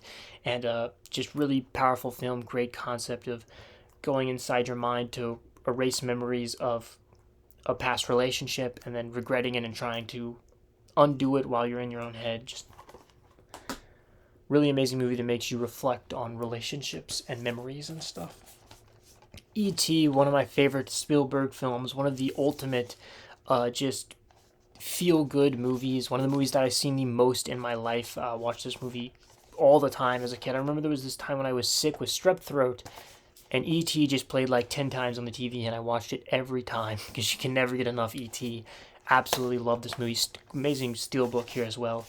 And Stranger Things, if you've been following this channel at all, you know is my favorite fictional thing ever across movies and television. And E.T. is definitely a huge inspiration, in particular for season 1 of Stranger Things. And yeah, I love that film. Everything Everywhere All at Once, great movie, Best Picture winner. Not one I'm as high on as other people. That doesn't mean I don't like it. It is a great movie. I love it. Michelle Yeoh is amazing in there. The daughter, I don't know the actress, but she gives a great performance. Very fun, wacky, different movie, multiverse movie. A lot of great stuff in there. I'm just saying I'm not as high on it as other people are. Ex Machina, one of my all-time favorites, top 20 movie of all time for me. My favorite Alex Garland film. Alicia Vikander gives one of my favorite performances of all time in here. She is so incredible, so believable, and so manipulative to the point that you can't even tell she's being manipulative, and just great. A movie that gets more and more relevant by the year with AI and everything. And Domhnall Gleeson and Oscar Isaac are also both amazing in here. A confined one location movie. Just absolutely adore this movie. Sci-fi elements, horror elements. Love that film. F1 from last year, a Best Picture nominee that still has some plastic on the side of it. Great, fun, kind of a dad movie that I love. Great. Brad Pitt is here. Damson Idris. He's really great in here. First thing I'd seen him in. Hope he continues to do stuff. Plays really well off of Brad Pitt. Just a fun, great sports summer blockbuster. Fall Guy, kind of a disappointing movie. David Leitch, who did Bullet Train, and I'm a fan of kind of his style. Absolutely love Ryan Gosling and Emily Blunt, literally two of my favorite actors, and I was hoping we were going to get like a comedy rom-com thing with them. But they're actually barely even on screen together in this movie, and it just, I don't know, just did not fully work for me, didn't click with me, kind of a disappointment. It wasn't bad, but it was kind of just okay. We got some Fantastic Four movies here.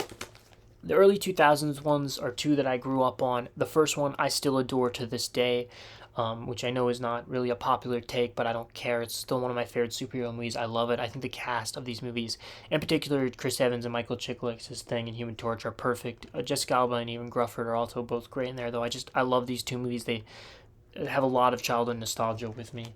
The second one's definitely weaker, Rise of Silver Surfer, but the first one I still adore. This is one of the worst movies of all time. I don't know why I own it. I should probably sell this at VStock or something, honestly. It's ass. I'll probably never watch this movie ever again. It's just awful.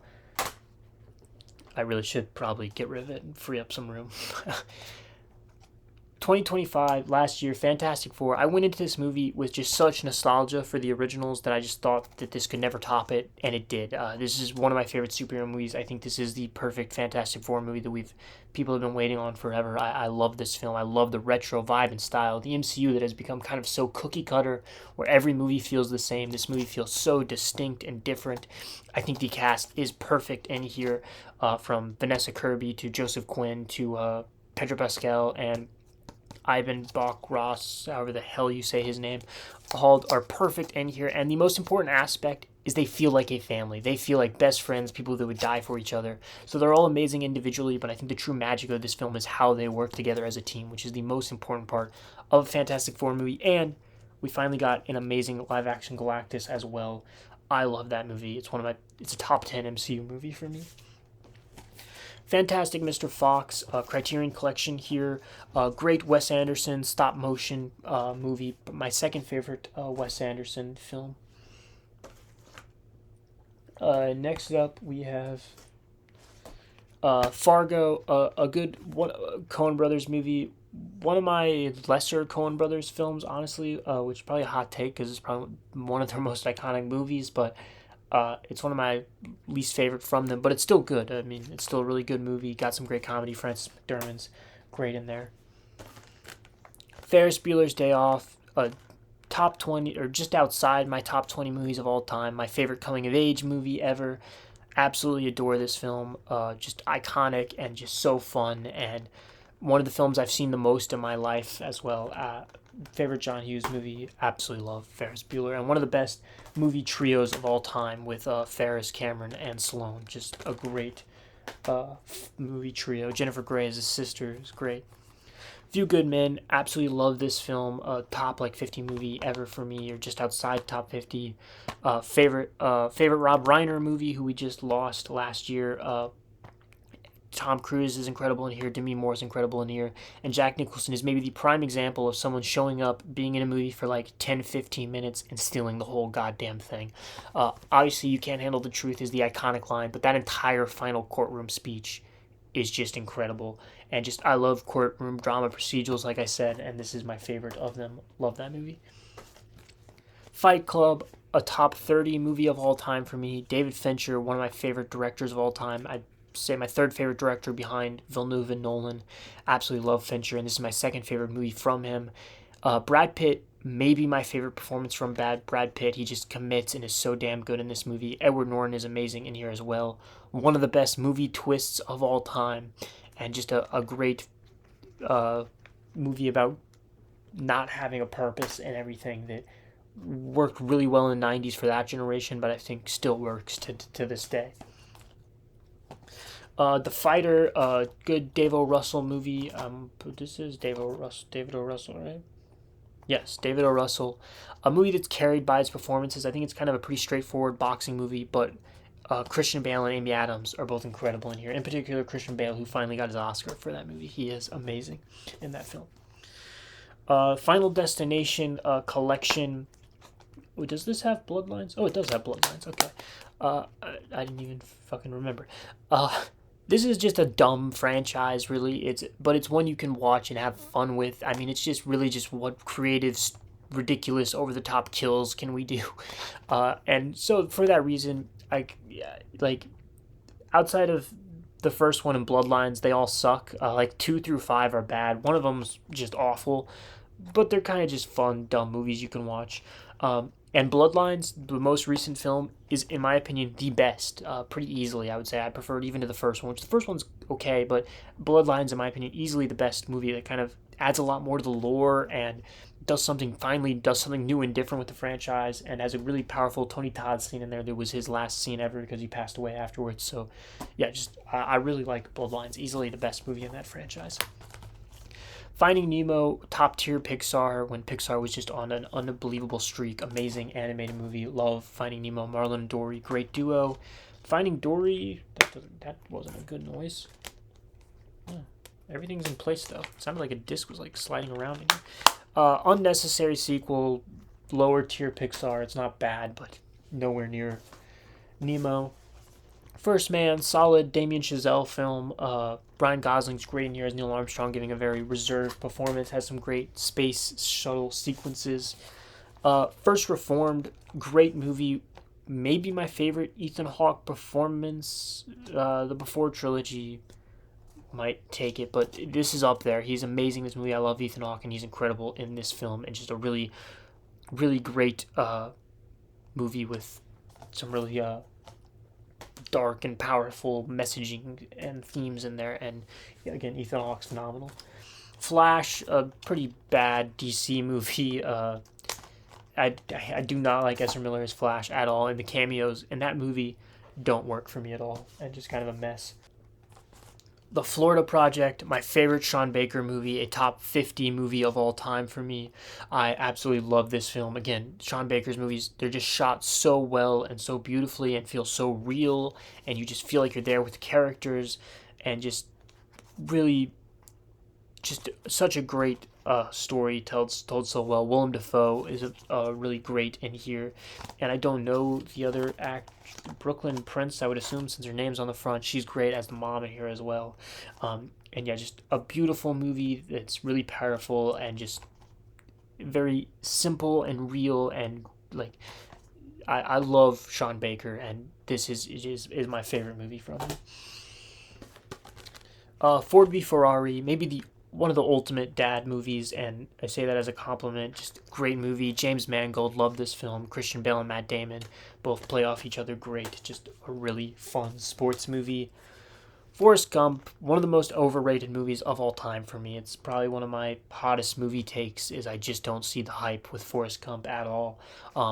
It's not bad, but I don't get it. I think that it's really gimmicky, really repetitive. I'm not a fan of it. It's not bad, but Frozen, great iconic Disney movie. One of the most iconic Disney movies. Again, one me and my sister grew up on. Let It Go, great. It feels like Disney Renaissance, even though it's a revival. Iconic songs, characters, just a really great Disney movie. I don't own Frozen 2. Frozen 2 is okay. It doesn't come anywhere near the first. It's not bad. It's an okay sequel. I don't own it yet, though. Furiosa, Mad Max Saga, great prequel to one of my favorite movies of all time, Fury Road, that we'll talk about later. But really great prequel to that film. Frank...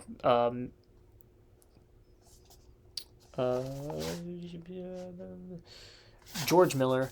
I was about to say Frank Miller. That's a comic book writer. I don't know. Got my Millers confused. George Miller just is perfect with this world, and it's just so wacky and vibrant, and I would watch a million more movies in this world from him. Anya Taylor-Joy is amazing in here. She literally talks and acts literally just like Charlize Theron in Furiosa. But similar to how Charlize Theron kind of steals Mad Max's movie in Fury Road, I would say that Chris Hemsworth steals this movie in Furiosa, as this villain who is kind of over the top and hammy, but it works and it's perfect, and it's my favorite performance from Chris Hemsworth. He's great in here. Fury, favorite movie from David Ayer. Great cast in here. Brad Pitt's the standout, but they're all great in here. Michael Pena, John Bernthal, Logan Lerman and Shia LaBeouf all do great in here as this tank crew, and just a really and relies on those performances and character, because story-wise it's pretty generic and by the numbers, but the characters carry it as a great group there in the tank and everything. Game Night, one of my favorite comedies. I love this movie. Laugh out loud funny, no matter how many times you've seen it. Jason Bateman and Rachel McAdams are amazing in here. Jesse Plemons, again, kind of similar to Civil War. I mean, he has a bigger part in this than Civil War. Steals the show, has some of the funniest moments in here. Just a really great, fun comedy. Get Out, an all-time favorite for me. Love this movie. A movie Jordan Peele hasn't even been able to come close to, in my opinion. I like Nope and Get Out, but neither of them. Nope and Us. This is Get Out. Nope and Us, I like them both, but they don't even come close to the amazingness of this movie. One of my all-time favorites. Just a incredible movie. Daniel Kaluuya is phenomenal in there, and just, yeah, absolutely love Get Out. I don't own the new Ghostbusters apparently, but we have the original two. I've seen all the Ghostbusters. The 2016 Paul Feig one, which is not good. Afterlife, with the first of the new two, which I like quite a bit, and then Frozen Empire, which is not good. But let's talk about the ones I actually do own, which is the original two. The first one of the most iconic, fun summer blockbusters ever. Bill Murray, Dan Aykroyd, freaking Harold Ramis, just a blast of a movie. One of the movies, when I hear the word summer blockbuster, Ghostbusters is one of the first movies to come to mind. Absolutely love the first Ghostbusters. And then the second one is not very good at all. But what are you going to do? The Gift. Really great thriller movie here. Really good. Joel Edgerton, great performance, but also directing this movie, and does just this is the only movie I've seen directed by him, but if this is any sign, he's great at it, because it builds suspense and everything so well in this movie. And Jason Bateman and Rebecca Hall are both great here. Jason Bateman is the standout for me performance-wise. He's amazing in here, and yeah, just a really, really good, unique thriller. Gladiator, one of my all-time favorite movies, my favorite Ridley Scott movie. It's a top 30 movie of all time for me. The epic swords and sandals movie. Russell Crowe won his Oscar, rightfully so. He's phenomenal in here. Joaquin Phoenix giving one of the most despicable villain performances of all time. Just iconic, amazing. Absolutely love that film. One of the best stories of revenge ever. Gladiator 2, it was never going to be able to live up to Gladiator, and it doesn't. It doesn't even come close. But it's still good. I love Paul Mescal. He's one of my favorite actors of recent years. I think he does really good. I think Denzel is a standout in there. And so, yeah, still, again, it was impossible feat, and I don't think it needs to exist still, really, but it's good. It's a good sequel. It's a solid follow-up. But if I'm going to watch Gladiator, I'm just going to watch the first movie. So, Godfather trilogy, kind of a similar vein to Citizen Kane for me on these ones, which I know another like hate crime against movie fans.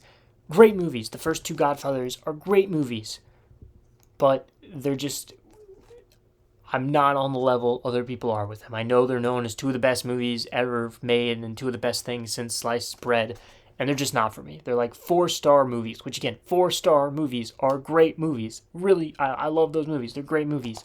They're just not like all-timers for me like there are for so many others. And then the third one is Bad, which I think is pretty widely regarded that way. It's up against two masterpieces to most people. And so it's the black sheep of the trilogy. Godzilla -1, amazing Godzilla film. We're getting -0 this year, and I'm very excited for that. Just awesome movie, a monster movie that has humans that you actually care about, and you're invested in the human storylines and everything, while getting absolutely epic, awesome Godzilla sequences like the atomic breath sequence. That's usually the problem with monster movies, is they give you human characters you don't give a shit about. That movie gives you humans that you care about and are invested in, and so you actually care about their story and want to see them survive while also getting badass, awesome Godzilla scenes. Gone Girl, David Fincher, this thing is fucked up. It's been like that for a while. It's kind of sad. But anyway, Gone Girl, David Fincher, his cool little cases, comes with the Amazing Amy, a little book in there. It's kind of cool. But like I said, David Fincher, one of my favorite directors, and this is up there for me, Fincher film. I think it's my third favorite Fincher movie, unless I'm forgetting something. I think it's my third favorite Fincher film. Love this movie. Brad Pitt. What the hell am I saying? Ben Affleck is amazing in here. But Rosamund Pike steals the show. She's gives one of the most just despicable villain character. Like, I'd put her up there with Joaquin Phoenix from Gladiator. You hate her in this movie. She's so manipulative, and she does amazing. She's great in here, and just a great Fincher film that I love Fincher's style and his griminess and everything to it, and that movie has all of that. Goodfellas, one of my favorite Scorsese films, amazing movie. Ray Liotta's great in here, De Niro's great in here. I think Joe Pesci is my favorite performance in here. Just kind of over the top. The you laughing at me scene is great. Yeah, absolutely love that film. Great Scorsese film. Good Will Hunting, an all-timer for me, top 30 movie of all time. Brought us Matt Damon and Ben Affleck, who are two of my favorite actors ever. I love Matt Damon and Ben Affleck, wrote this, starred in it, and they're both great in here. Robin Williams, this is my favorite performance from Robin Williams, and this movie has so many of my favorite scenes ever. Scene with Matt Damon breaking down in Robin Williams' arms, the final scene with Went to See About a Girl, and Son of a Bitch Stole My Line. Scene where Ben Affleck's telling him, I go up to your doorstep and hope you're not there every day. Just so many emotional, powerful scenes in here, and just such a great story, and yeah, amazing movie, one of my favorites. The Goonies, classic, iconic, coming of age 80s film. They don't make movies like these anymore about like Sandlot, Goonies, Stand By Me, and I wish they did, because I love movies like this. They just bring a smile to your face. They're just feel good, fun films, and that's exactly what Goonies is. Hey, you guys. Grand Budapest Hotel, a top 30 movie of all time for me, or if not just outside my top 30. I adore this movie. It's my favorite Wes Anderson film. Wes Anderson is one of the most distinctive directors of all time. It's a Wes Anderson movie 2 minutes into it. His symmetry, his shot, his style, his coloring, everything, and I love it. And this is the perfect example of that. It's my, again, favorite Wes Anderson film. Great cast in here across the board. Ralph Fiennes is the standout, and another Oscar robbery in here because it leans towards a comedic performance, so they ignored him. He's incredible in here. Ralph Fiennes is amazing, deserved at least a nomination. He plays the dramatic, heartfelt moments and the comedic moments, just so balances it all so well. Hilarious movie, and yeah, just love Grand Budapest Hotel. Grave of the Fireflies, Steelbook, great Studio Ghibli movie. Like I said, with Akira, Studio Ghibli are movies that really powerful, absolutely gorgeously animated, but they're just not ones that I've ever clicked with as much as other people do. I'm not as high on them as other people, but I still love them. It's a great movie, really dark, depressing movie, this one. Not my favorite Ghibli film, but a great Ghibli movie, and yeah, still love it. The Great Escape, classic, iconic movie. I love this movie. Steve McQueen. I love the concept of escaping prison and this elaborate plan and everything with tunnels. Just really great movie. Green Lantern, an okay DC film. It's I don't know. Okay is actually probably too nice of a word, but it's not horrible. Illumination's Grinch, easily my least favorite of the three Grinch movies that we have. Just adds a bunch of unnecessary shit to it, and just meh. Groundhog Day, great comedy. Bill Murray, just great, amazing concept that has now been repeated like a million times since this movie been replicated, and I think there is a few that have topped it for me personally, but in using that storyline, I gotta put Palm Springs and Edge of Tomorrow probably both above it, but still absolutely hilarious, amazing comedy. We have two of the Guardians of the Galaxy trilogy. I do own the third one, but it must be the first movie on the next shelf, so we're gonna just talk about the first two right now. Amazing MCU trilogy. The first one of my favorite Marvel movies. Just like everyone was like, what the hell are they doing? And then everyone absolutely loved it. Amazing soundtrack, amazing characters. Gave us James Gunn he did some stuff before this, but this was his big break, and made us fall in love with just a ragtag group of characters that, again, became one of the best trilogies in the MCU. Guardians 2, easily the weakest of the trilogy, but still a lot of fun. I think the Yondu and Rocket stuff is really strong in here in particular, and still a great movie. And that's the end of shelf 3. Gonna put that back, get the next shelf. So, kicking off this shelf, continuing right off from the last one with Guardians 3, an amazing conclusion to this trilogy, just super satisfying. And Rocket, who has always been my favorite Guardian, really shining in this movie. One of my favorite MCU films. Hacksaw Ridge, a good war movie based off a true story. Andrew Garfield does great in there. And then we have a shitload of Harry Potter movies here. I've never seen Fantastic Beasts, so I just have the Harry Potters.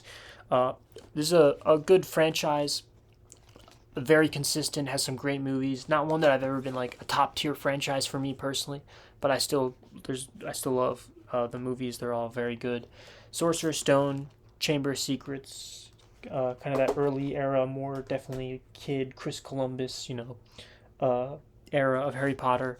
Prisoner of Azkaban, kind of the movie that made the shift into the more darker tone and is my favorite movie of the franchise. Love Prisoner of Azkaban, the time travel stuff, Sirius Black, all of that.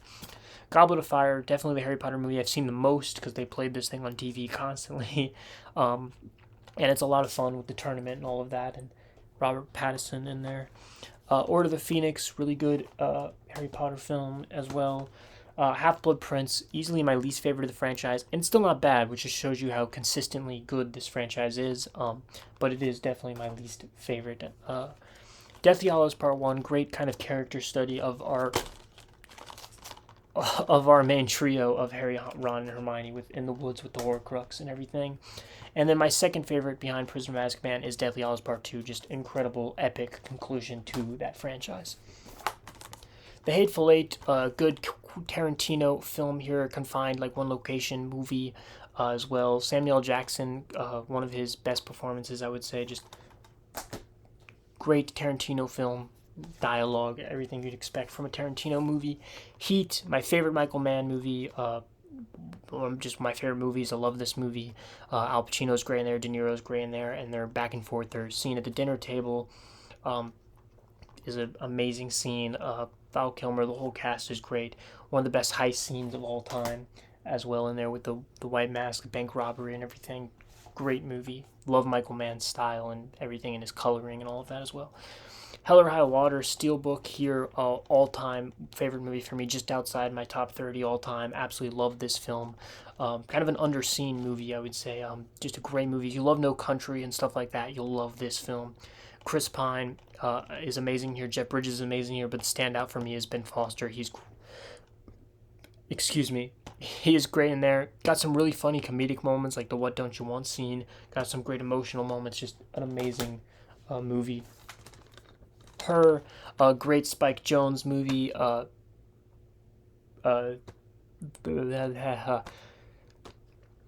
Joaquin Phoenix. My brain is starting to melt a little bit. Joaquin Phoenix maybe his best performance or my favorite performance from him. He's amazing there. Scarlett Johansson, just as the voice, is an amazing performance in here, and a movie that is just more and more relevant as time goes on with AI and everything. A great film. Hereditary, one of my favorite horror films, probably right behind Get Out. My second favorite, like straight full-blown horror movie. Amazing film. Toni Collette, one of my favorite performances of all time. Once again, Oscars completely ignored her. Ridiculous. She's one of my top 10 performances ever for me. She's incredible in this movie. You just feel her emotion and her anger and despair, everything. She's just phenomenal in this film. And as a person that doesn't really get scared by movies anymore, I don't know, the movies just don't really affect me that way. I just don't really get... Like, I can get a jump scare could, like, make me jump, but, like, actually, like, scaring me, I don't really feel that way with movies anymore. This is one of the scariest movies out there, in my opinion. The third act of this film, In the House, they're crawling on the walls and all that shit, is terrifying. Amazing movie. And Ari Aster, I love Ari Aster's vibe, his shot composition, ways he does different shots, and that is my favorite Ari Aster movie.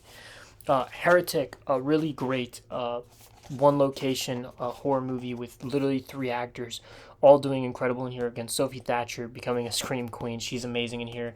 And I don't know the other girl's name, but she is also great in here. Chloe East, she's also great.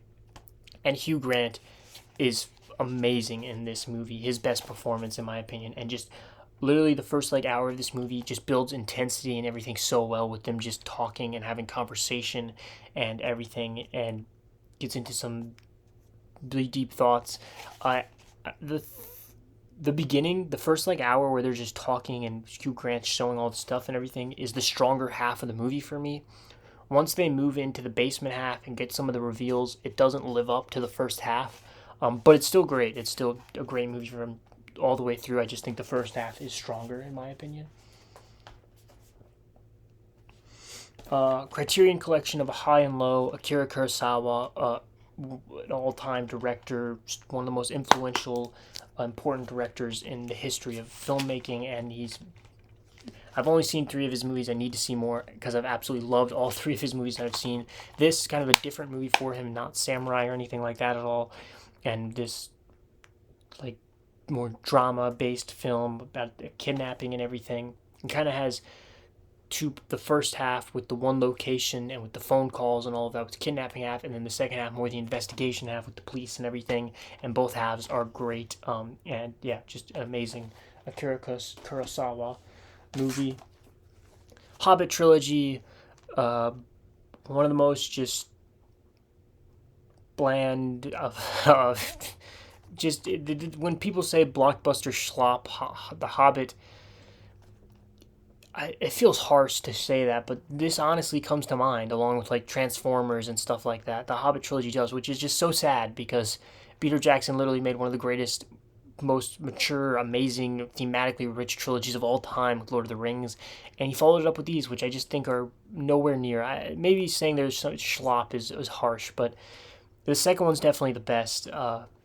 They just don't even come close to Lord of the Rings. Holdovers, really good Christmas movie from a few years ago. Paul Giamatti. Wow, that thing just slipped right out of there. Paul Giamatti is great in there. Divine Joy Randolph, who got her Best Supporting Actress win for that, and she's amazing in there as well. Home Alone 1 and 2. First one, absolutely amazing movie, classic. One of those movies I watch almost every Christmas. Love this movie.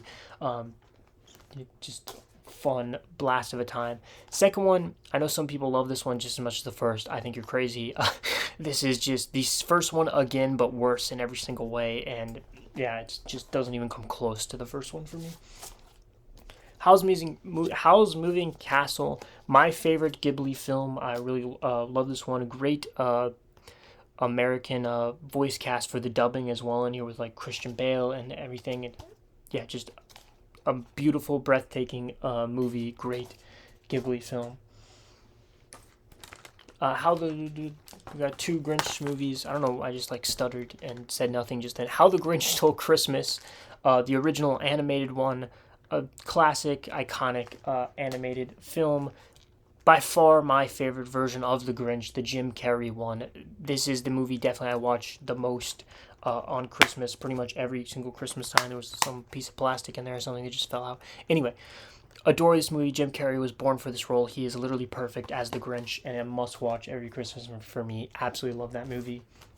How to Train Your Dragon, amazing animated movie trilogy. The first one is by far the best in my opinion, one of my favorite animated movies ever, amazing. But the second and third one are both great as well. Just a great animated trilogy. Hiccup and Toothless are a great duo. The Hunger Games movies, I haven't seen a Song of Tale of Mockingbird and Snake, whatever the hell, this... The Snow prequel, what the hell was that called? Songbird of Snake and... I don't know. You know what I'm talking about, from a few years ago. And then we get the Haymitch movie this year, so I'm going to actually rewatch this franchise and then watch that one for the first time in preparation in November for the new movie. But a really good franchise. The first 2 are definitely the best, where you get actual Hunger Games. Catching Fire is my favorite. The third and fourth one are weaker, in my opinion, lacking the actual Hunger Games, but it gives some satisfying ending in the fourth movie. Hurt Locker, great war movie. Catherine Bigelow, Best Picture winner. Jeremy Renner's great in there. Anthony Mackie's great in there about defusing bombs. Has some nice tension-building scenes in there. Incendies, the only of Denis Villeneuve's 4 French movies that I've seen, and absolutely incredible movie. Just one of the most shocking, disturbing twists of all time that will leave your mouth on the floor, that just makes you recontextualize everything in the movie like a twist should. And even outside of that twist, just an amazing movie. He's my favorite director for a reason, Villeneuve.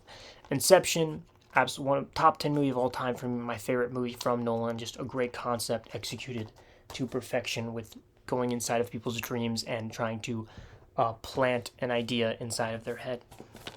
Incredible Hulk, a weaker MCU movie. I do like Edward Norton. I like Edward Norton a lot, and I think he is good. Banner Hulk, even though I do prefer Ruffalo, but I think he's the highlight of this film is his performance. I really love the slipcover too. But outside of Edward Norton, it's kind of a generic, forgettable MCU movie. The Incredibles 2-pack here. The first one is second favorite Pixar movie of all time, one of my favorite animated movies of all time, one of the best superhero movies of all time. It's amazing. Love this movie. The family vibe, everything. It's so good. Incredibles 2, it was impossible to live up to the first one, and this one doesn't come close to the first one, but it's still a really great sequel, a really great Pixar movie that I had a lot of fun with, and kind of flipping the roles with Elastigirl and Mr. Incredible was a really good decision in my opinion. We have Indiana Jones: The Complete Adventures, which is just a lie because it's clearly not The Complete Adventures because we got another one. But when it came out, it was The Complete Adventures. Amazing trilogy, the original trilogy. Raiders is still for sure my favorite, one of my favorite Spielberg movies, one of my favorite adventure movies, just classic, iconic, love it. But Last Crusade is amazing, definitely second. The dynamic between him and Harrison Ford and Sean Connery is great. Indiana Jones is just one of the most badass movie characters of all time. Temple of Doom is a pretty big step down from those two. It hasn't aged well, certain scenes, but it's still, there's some fun to be had. And then Kingdom of the Crystal Skull is just not good at all. Dial of Destiny is better than Kingdom of Crystal Skull in my opinion. James Mangold, time travel stuff. There's some good stuff in there. It doesn't even come close to the original three still. Inglourious Basterds, favorite Tarantino film, top 10 movie of all time for me. Absolutely adore this movie. Just incredible performances across the board. Christoph Waltz is amazing in here. One of my favorite performances from Brad Pitt, giving some great comedic moments in here as well, which again, Tarantino blending comedy with serious topic matter is one of his strengths, and dialogue, and just having real long conversations, and that is this movie's best quality. This movie literally is like 5 scenes, but they're just each like 20 minutes long and just have characters just having these just really real dialogue and conversation. The opening scene with the milk, the scene in the basement with Michael Fassbender and everything, and the actress, just incredible, like 20-minute long dialogue sequences in there. One of my favorite movies of all time. We got 2 Inside Out movies here, both great Pixar movies. This one's one of my favorite Pixar movies, just such an amazing concept, executed perfectly. And the sequel, great, a movie that lends itself to a sequel really well by just adding new emotions, and great. Maya Hawke as an anxiety is the standout in here. She's amazing in here. And a great Pixar sequel that isn't as good as the first one, but is still, it's a great Pixar movie still. Insomnia, a weaker Nolan film for me in here, but it's still good movie. But Interstellar, one of my top favorite movies of all time, top 20 movie of all time for me. McConaughey's incredible in here. Just an epic sci-fi film with an amazing score, amazing sequences, and all epic stuff. It's truly a human story about Cooper and his daughter Murph and their it's just about love and about human connection and hope and exploration. Amazing movie, one of my all-time favorites. The Invisible Man, one of the best movies from 2020, which 2020 is a weak year for movies, but this was a great one from that year. Elizabeth Moss is amazing in here, and I think this was supposed to be start of like a horror franchise, and then the Tom Cruise Mummy came out and was awful, and they just completely abandoned it. But this movie, nonetheless, is really good. It's got some nice a modern take of The Invisible Man. Iron Claw, a great wrestling movie based on a true story, a tragic story. Zac Efron gives his best performance in here. Should have gotten an Oscar nom. He's great in there. We have the Iron Man trilogy. The first one started the MCU, still one of the best movies in the MCU. Amazing origin story, probably my favorite superhero origin story movie. RDJ, born to play this character. Iron Man 2, a sloppy mess of a movie that tries to tackle like 20 different storylines, but it's fun and it's far from the worst thing the MCU has done. Iron Man 3, I'm a defender of this movie. It is a better Shane Black drama about Tony Stark's life and his depression post-Avengers than it is an MCU Iron Man movie, for sure. It does not lend itself well to continuing the franchise or anything. And the Mandarin twist is pretty bad, especially with how good Ben Kingsley was playing the character up till that point. But I really enjoy that one. It's not top tier MCU, far from it, but it's good. I like it. We have a couple It movies here. I love the first It. Great movie, great cast. Pennywise, just terrifying villain. It's kind of one of those like a Goonies type feel of that coming of age group of young kids, but put into a horror movie, and I love it for that great film. It Chapter 2 has some of the best, like, because it's the adult versions of the characters, and they literally cast them all like perfectly. Like, it is the perfect adult cast. Bill Hader in particular is a standout, but story wise and where they took certain things, I just think this is just a mess of a movie and doesn't even come close to the first one, which is unfortunate because I really think they got the cast spot on. Jaws, this Jurassic Park and Ghostbusters are like, when I think of summer blockbusters, it's one of the movies I think of. It's the first summer blockbuster, one of Spielberg's best, one of the most iconic movie trios of all time with Brody, Quinn, and Hooper. Just amazing, iconic movie, iconic score. Love this movie. One of my all-time favorites. And then its sequels, none of which are very good. Jaws 2 is like mediocre at best. Jaws 3 is bad and it's 3D. And then Jaws the Revenge is one of the worst movies I've ever seen in my entire life. It's awful. Next up, the John Wick franchise here. John Wick 1, 2, 3, and 4. A great action franchise. Not one that I've ever like absolutely loved because story-wise, character-wise, it's pretty straightforward and simple, but has some of the best choreography of all time throughout all of these movies. The first one might have the best story of the bunch, but the fourth one is my favorite because this is one of just some of the best action sequences of all time, some of the best choreography of all time. The one shot overhead in the building is the cherry on top of the amazing action cake that you're getting with this movie. So yeah, this is just an amazing film. I have not seen Ballerina. Jojo Rabbit, Taika Waititi's best movie in my opinion. That he kind of has lost the plot, I feel like, in balancing comedy and drama, but this movie does it perfectly. It has scenes that will rip your heart out, particularly with like Scarlett Johansson and stuff. But it has scenes that will make you laugh out loud. All the actors are great in here. Great concept, just a really great movie. Joker, a movie that I am definitely lower on than most people. I think Joaquin Phoenix delivers an incredible performance, and I think it's a great movie about a guy losing his mind, but I don't think it's a good Joker movie at all. I just don't see him as Joker, and I think this is just like a Taxi Driver ripoff, and it should have just been called something different and not Joker. And Joker 2, not very good. This one's definitely better than the second one. I don't own the second one. We've got some Jumanji movies. The original Jumanji, really fun. Robin Williams, adventure film, great concept, board game, coming to life. This is my favorite Jumanji movie. Actually, it's probably definitely not as good of a movie as the original, but it's a lot of fun. It's hilarious. These four work together really well, so I have a lot of fun with it. And then Next Level, easily the weakest of the three. They weren't able to recapture that magic and just kind of came off as like a generic blockbuster movie. Then we have some of the Jurassic Park movies. I guess this is what happens when you do it by shelf. You split up franchises. Because I own all of them, but I guess we'll talk about the other ones in a second.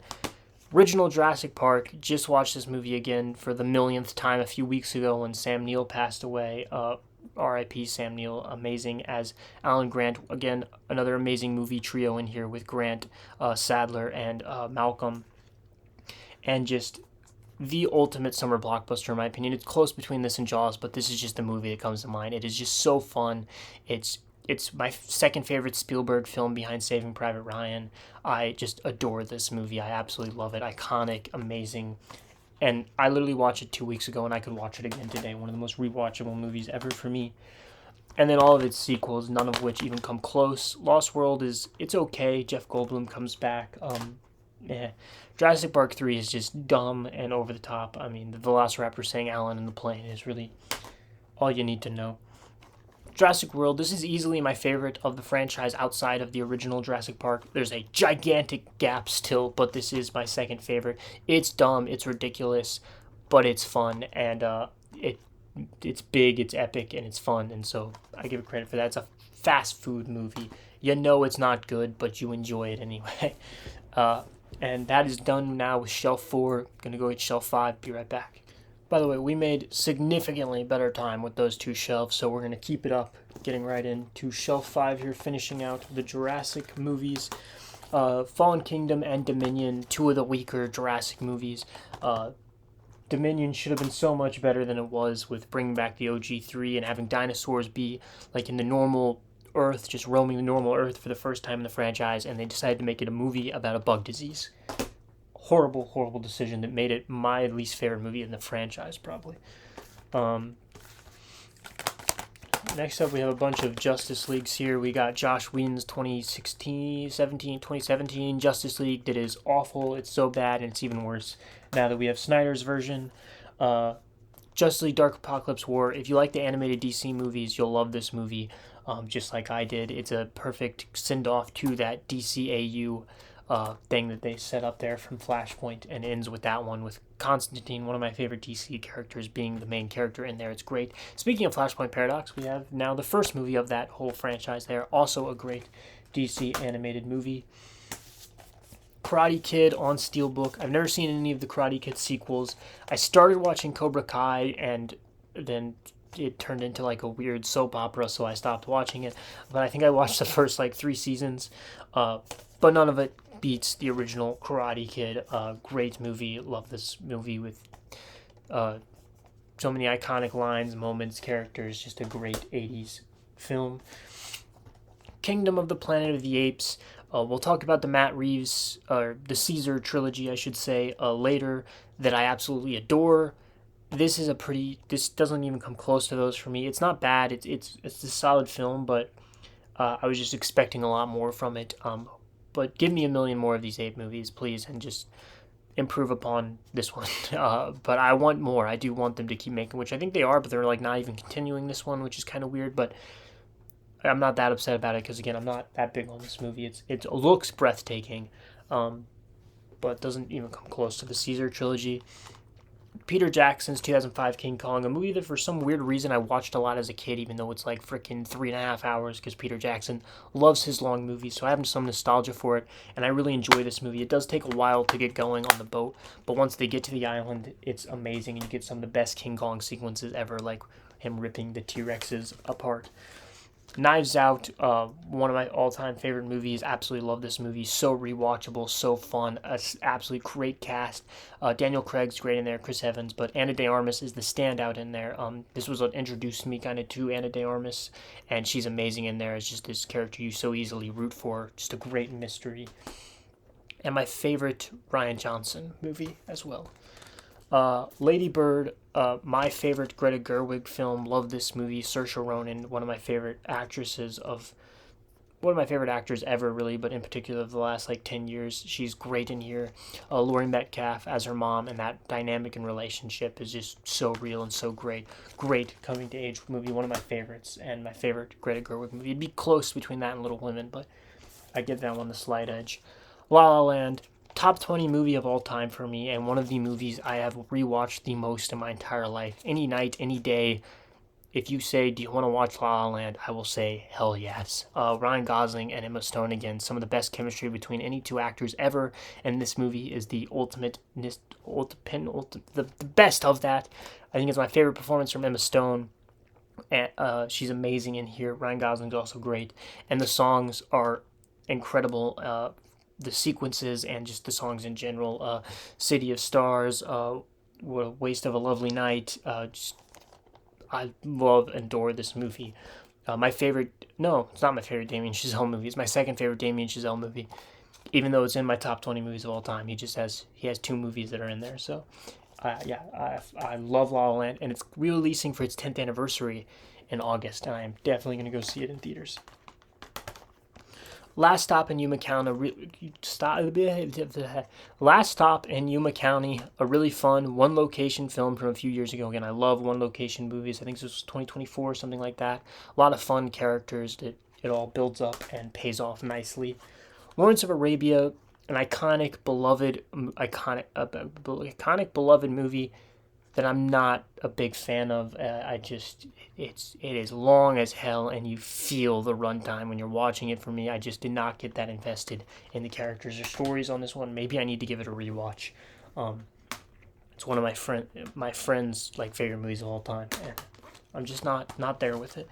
Lego Batman movie, really fun. Lego movie, be able to poke fun on all like the Batman tropes and stuff. But my favorite Lego movie is the original Lego movie. Just a great, fun concept, great characters, just flies by. It's very fast-paced, jokes every 5 seconds. It is that type of movie, and you got to be on board for that. But it is a blast. I love that movie.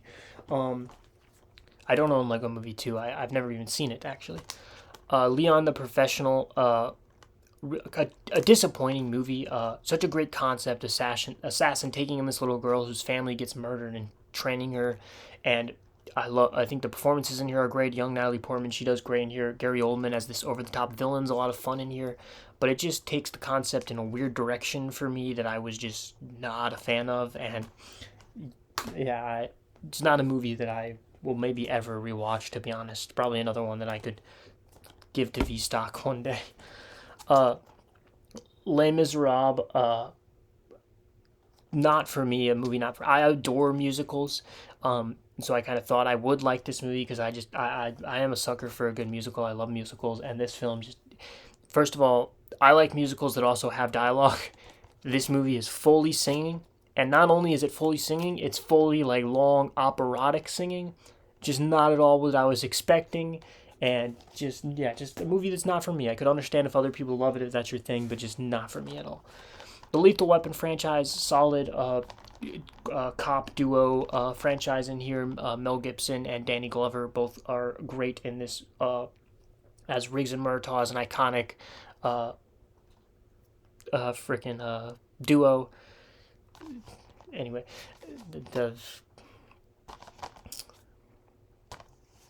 I don't know what just happened. I'm losing the ability to speak. This happened in the first video too.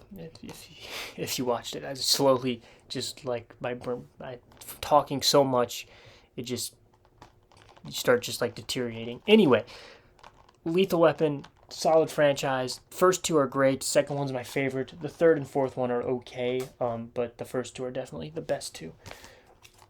Lighthouse, my favorite Robert Eggers movie. I love Robert Eggers' style. Again, it's like similar to Wes Anderson, a director. You can immediately tell it's a Robert Eggers movie. His gothic vibe and everything. Willem Dafoe and Robert Pattinson both delivering like career best performances maybe in here, both amazing in here. And Robert Pattinson is easily become one of my favorite actors of all time, especially over the last like 5 years or so. He is just firing on all cylinders. Lincoln, a really good Steven Spielberg film, kind of carried by Daniel Day-Lewis. He's phenomenal in here as Lincoln. Story-wise and everything, it is very slow and not the most captivating movie, but Daniel Day-Lewis gives an all-time performance in there. He is literally Abraham Lincoln in that movie, which you should expect nothing less from Daniel Day-Lewis. I think he like lived in a fucking wood cabin for like a month beforehand. I that's not a joke either. I think that's really what actually happened. Lion King, my favorite Disney movie of all time. One of my favorite animated movies of all time. Absolutely adore Lion King. Iconic characters, songs. Hakuna Matata, just can't wait to be king. The Lion Sleeps Tonight. Circle of Life, just incredible, very rewatchable, amazing Disney movie. And then its live action remake. I should make a pile of like 2015 Fantastic Four. What else? What did I say? Leon the Professional, Clockwork Orange, this movie also, of just movies I can get rid of because I'm never going to watch them ever again. This was a phase where I just bought every movie I'd ever seen. I'm never going to watch this ever again. If I ever watch Lion King, I'm going to watch the far superior animated original. I'm losing my voice. This is just, it's the worst live action remake I've seen. It is utterly pointless. It is just CGI animals that can't actually show any emotion. I don't know why it exists. Little Mermaid, great classic Disney Renaissance movie. Again, iconic character, songs, everything you expect from a Disney Renaissance movie. Great film. The live action remake of this one is actually one of the better ones. I'd put it like up there with like Aladdin, like kind of on that level of Aladdin and Beauty and the Beast. But I don't own it. But it's one of the better live action remakes. Little Women, again, this and Lady Bird are very close for me as to what my favorite Greta Gerwig movie is. Amazing film. The whole cast is amazing in here. Saoirse Ronan, great. Timothée Chalamet is great. Florence Pugh, maybe the standout of this movie for me. She's amazing in here. And yeah, obviously a movie that's been a story that's been adapted a lot and told a lot, but I love Greta Gerwig's unique take on it of not telling it in order. She pulls like a Christopher Nolan, but it works really well for the movie. Really great, and with the meta ending and everything, love that movie. Logan, one of my favorite superhero movies of all time. Just a perfect ending at the time to Hugh Jackman's Wolverine. We've now just got him back in Deadpool and Wolverine, but love this movie. Very powerful ending to this character. The dynamic between him and X-23. Patrick Stewart's best performance, I would say, as Professor X. Just an amazing superhero movie. James Mangold, my favorite movie from James Mangold as well. Lone Survivor, a war film that is kind of just over the top and ridiculous to me. They keep like just falling down the hill and shit, and just a lesser war movie for me. It's not bad, but it's not very good either. Looper, amazing Rian Johnson film. Close second behind Knives Out for me in terms of his movies. Love this film. Great concept. Joseph Gordon-Levitt's great in there. Emily Blunt's great in there. And Bruce Willis actually tried in this movie and actually gives a really good performance in there, because he stopped trying after like 2005, but he's actually really good in that movie. Lorax, an okay animated movie that I got some nostalgia with. It's not anything good, but it's not bad. Lord of the Rings trilogy. This has both the theatrical versions and the extended versions. I think the extended versions are the correct way to watch these movies. The last 2-3 times I've rewatched them, I just watched the extended ones. One of the best movie trilogies of all time. A magnum opus of film. Just some of the most epic, amazing movies ever. Incredible characters across the board. Two Towers is my favorite. I do slightly prefer it to Return of the King, which I know most people put Return of the King at the top. They're both really close for me, but I date Two Towers, Return of the King, and then Fellowship is third, but it's also still incredible. Just a perfect trilogy from beginning to end. Give us some of the most satisfying, epic conclusions ever to characters and to a storyline in Return of the King. The cast, all just perfect as all those iconic characters, and yeah, just what's to say about Lord of the Rings trilogy that hasn't been said? It's amazing. Lost in Translation, my favorite movie from Sofia Coppola. Really good performances in there from Bill Murray and Scarlett Johansson. A very real kind of film and a really nice companion to her. There's some behind-the-scenes realness to that with Spike Jonze and Sofia Coppola as well. They were together and they separated, and she made Lost in Translation and he made her, and they have a lot of parallels and stuff. Watch them back to back, and it's a really good double feature. Mad Max Fury Road, top 10 movie of all time for me, my favorite action movie of all time. It just straight up from beginning to end, adrenaline rush, just epic, a wacky, crazy, amazing world by George Miller. Tom Hardy is amazing in here as Mad Max, but I think Charlize steals the show as Furiosa. She's incredible, and you care about these characters. Very simple story, trying to get to one place, it messes up, so you go back, and very simple story, but executed so well with just absolutely epic, very practical effects in here. A lot, almost all the time, practical effects, and just looks gorgeous. One of the best looking movies ever as well. I have it in all its 4K glory. Love that movie to death. Magnolia, great Paul Thomas Anderson movie. A lot of amazing performances in here from Julianne Moore, Philip Seymour Hoffman. But the standout for me is Tom Cruise. He's incredible in here. One of his best performances, and just very much so a character study movie. Great film from there. Not my favorite from Paul Thomas Anderson, but it is up there. Man of Steel, I think one of the better movies of the DCEU. I think Henry Cavill is a great Superman. I do think Snyder's vibe, although it's not my Superman, it's not what I envision when I think of Superman. I do like Snyder's vibe in there. It's not my choice personally, but it fits this film. I think Terrence Stamp. Terrence Stamp played Zod in the fucking Christopher Reeves Superman. Michael Shannon as Zod is great in here as well. Jesus. Marriage Story, amazing movie from Adam Driver and Scarlett Johansson give both career best performances in this movie, in my opinion. They are both incredible in here. Some of this gives before trilogy vibes, this movie, just with some of the scenes of them just arguing or talking to each other. Amazing movie. Love Marriage Story. The Matrix films, we do have all of them. The first one, by a million miles the best. Just a revolutionary sci-fi film that took inspiration from so many things and combined them and made just a unique film out of all of those concepts. And yeah, just a great, iconic sci-fi film. Really cool steelbook here as well for it. And then all of the sequels that probably shouldn't exist and don't even touch the original. They just get more and more confusing as hell as they go along, and they're all fine, I guess. That's not true. They're not all fine. They're like mediocre at best. Maxine. This is so the trilogy, the X trilogy with X and Pearl, and I will talk about X and Pearl later. I love both of those movies. I don't love this movie at all. I don't. It was just a really weird conclusion to this trilogy for me that I just didn't really culminate very well, and they just felt like they introduced that just went nowhere. And yeah, I question if this movie even needed to exist. I think X and Pearl work really well just together. That if this movie did exist, they should just done something completely different with it than what they did. Easily, by far, my least favorite of the trilogy. It's not awful, but it's not good either. And I really love X and Pearl, so it was a disappointment coming off of those two movies. Mean Girls, one of the most iconic, that's not a word, iconic coming of age, like high school, early 2000s movies ever. Just classic, great movie. Lindsay Lohan's great in here. Rachel McAdams is amazing in here as Regina George. Just a fun, classic, iconic film.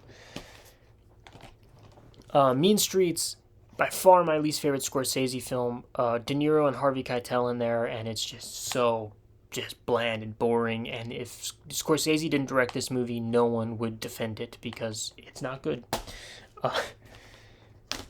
Megan, kind of a pleasant surprise, fun little just horror movie. Not anything spectacular, like amazing or revolutionary, but it's just kind of a fun little horror film in there. That I haven't seen the second one, but from the trailers, I don't know what the fuck happened. They turned it into like an epic action movie. Haven't seen it, but the first one's decent. Memento, great Nolan film. Again, said this with almost every Nolan film. I just did a ranking of these. If you want to see more in-depth talk about Nolan, go watch that video. I'll link it at the end of this video. But Memento, great Christopher Nolan movie. Amazing performance from Guy Pearce. The Menu, great film from a few years ago. Ralph Fiennes, one of my favorite performances from him. Nicholas Holtz, really great in here. Anya Taylor-Joy is amazing in here. Just a really great, unique concept as well. And it's like Hell's Kitchen on crack. And yeah, that's a really good movie. Mickey 17, Bong Joon-ho movie from a few years ago. Robert Pattinson does amazing in here, playing all the different versions of himself. I think he is kind of the highlight of the movie. I think this film has some great ideas and premises that it doesn't fully capitalize on. Still a really good movie. I still really like it, but I was really excited for this one, and it didn't fully live up to the hype of Bong Joon-ho and everything, and with this cast. But it has some great premise concepts. I just don't know if it fully executed them. Midsommar, great Ari Aster film. Again, Ari Aster is just such a great director with his shots and everything. I love the way this movie looks. gorgeous looking film and disturbing film. Florence Pugh, still my favorite performance from Florence Pugh. She's amazing in here. Jack Reynor is good in there. Just great movie. Then we have almost the entire Mission Impossible franchise. I do not have Final Reckoning yet. I love these movies. I love Tom Cruise. Great just action films. The first one's very small scale compared to what the franchise turned into, but it's a solid movie. Second one's the only bad movie of the bunch, just a ridiculous over-the-top film. Third movie, J.J. Abrams, Philip Seymour Hoffman, one of the best villains in the franchise. Great movie there. And then from Ghost Protocol to Fallout is just all-time stuff, in my opinion. Those three movies are all just incredible. Ghost Protocol and Rogue Nation, amazing. Fallout, my favorite film of this franchise and a top 50 movie of all time for me. Fallout is one of my favorite action movies. They introduced the Henry Cavill being introduced in there, just taking the franchise all out, wrapping up all the storylines with his wife and everything perfectly. Just Fallout, the sixth film, definitely my favorite of the franchise. I love Fallout. And then I have Dead Reckoning Part 1. I do think this is a step down from the run of Ghost Protocol, Rogue Nation, and Fallout. I think those are the three best movies of the franchise. But still a great movie. Epic action sequences. Haley Atwell's a great addition. Still really good.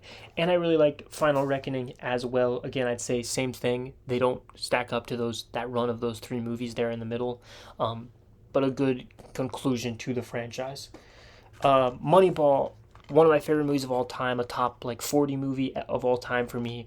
One of Brad Pitt's best performances. Love this film. Aaron Sorkin's script, who is one of my favorite writers ever, and Aaron Sorkin just writes scripts that just fly by. They just bounce off. All the characters bounce off each other so well. The dialogue feels so natural and so fast and so witty. I love Aaron Sorkin, and so just amazing movie. Jonah Hill's great in there as well, giving us more serious performance from him. And yeah, I mean, how can you not be romantic about baseball after watching this movie? I love Moneyball. Pixar two-pack here, Monsters, Inc., one of my favorite animated movies of all time, one of my favorite Pixar movies of all time. Mike and Sully, one of the best duos of all time. Just a great concept of going into children's rooms, collecting the screams to power a universe with monsters in it. Love that movie.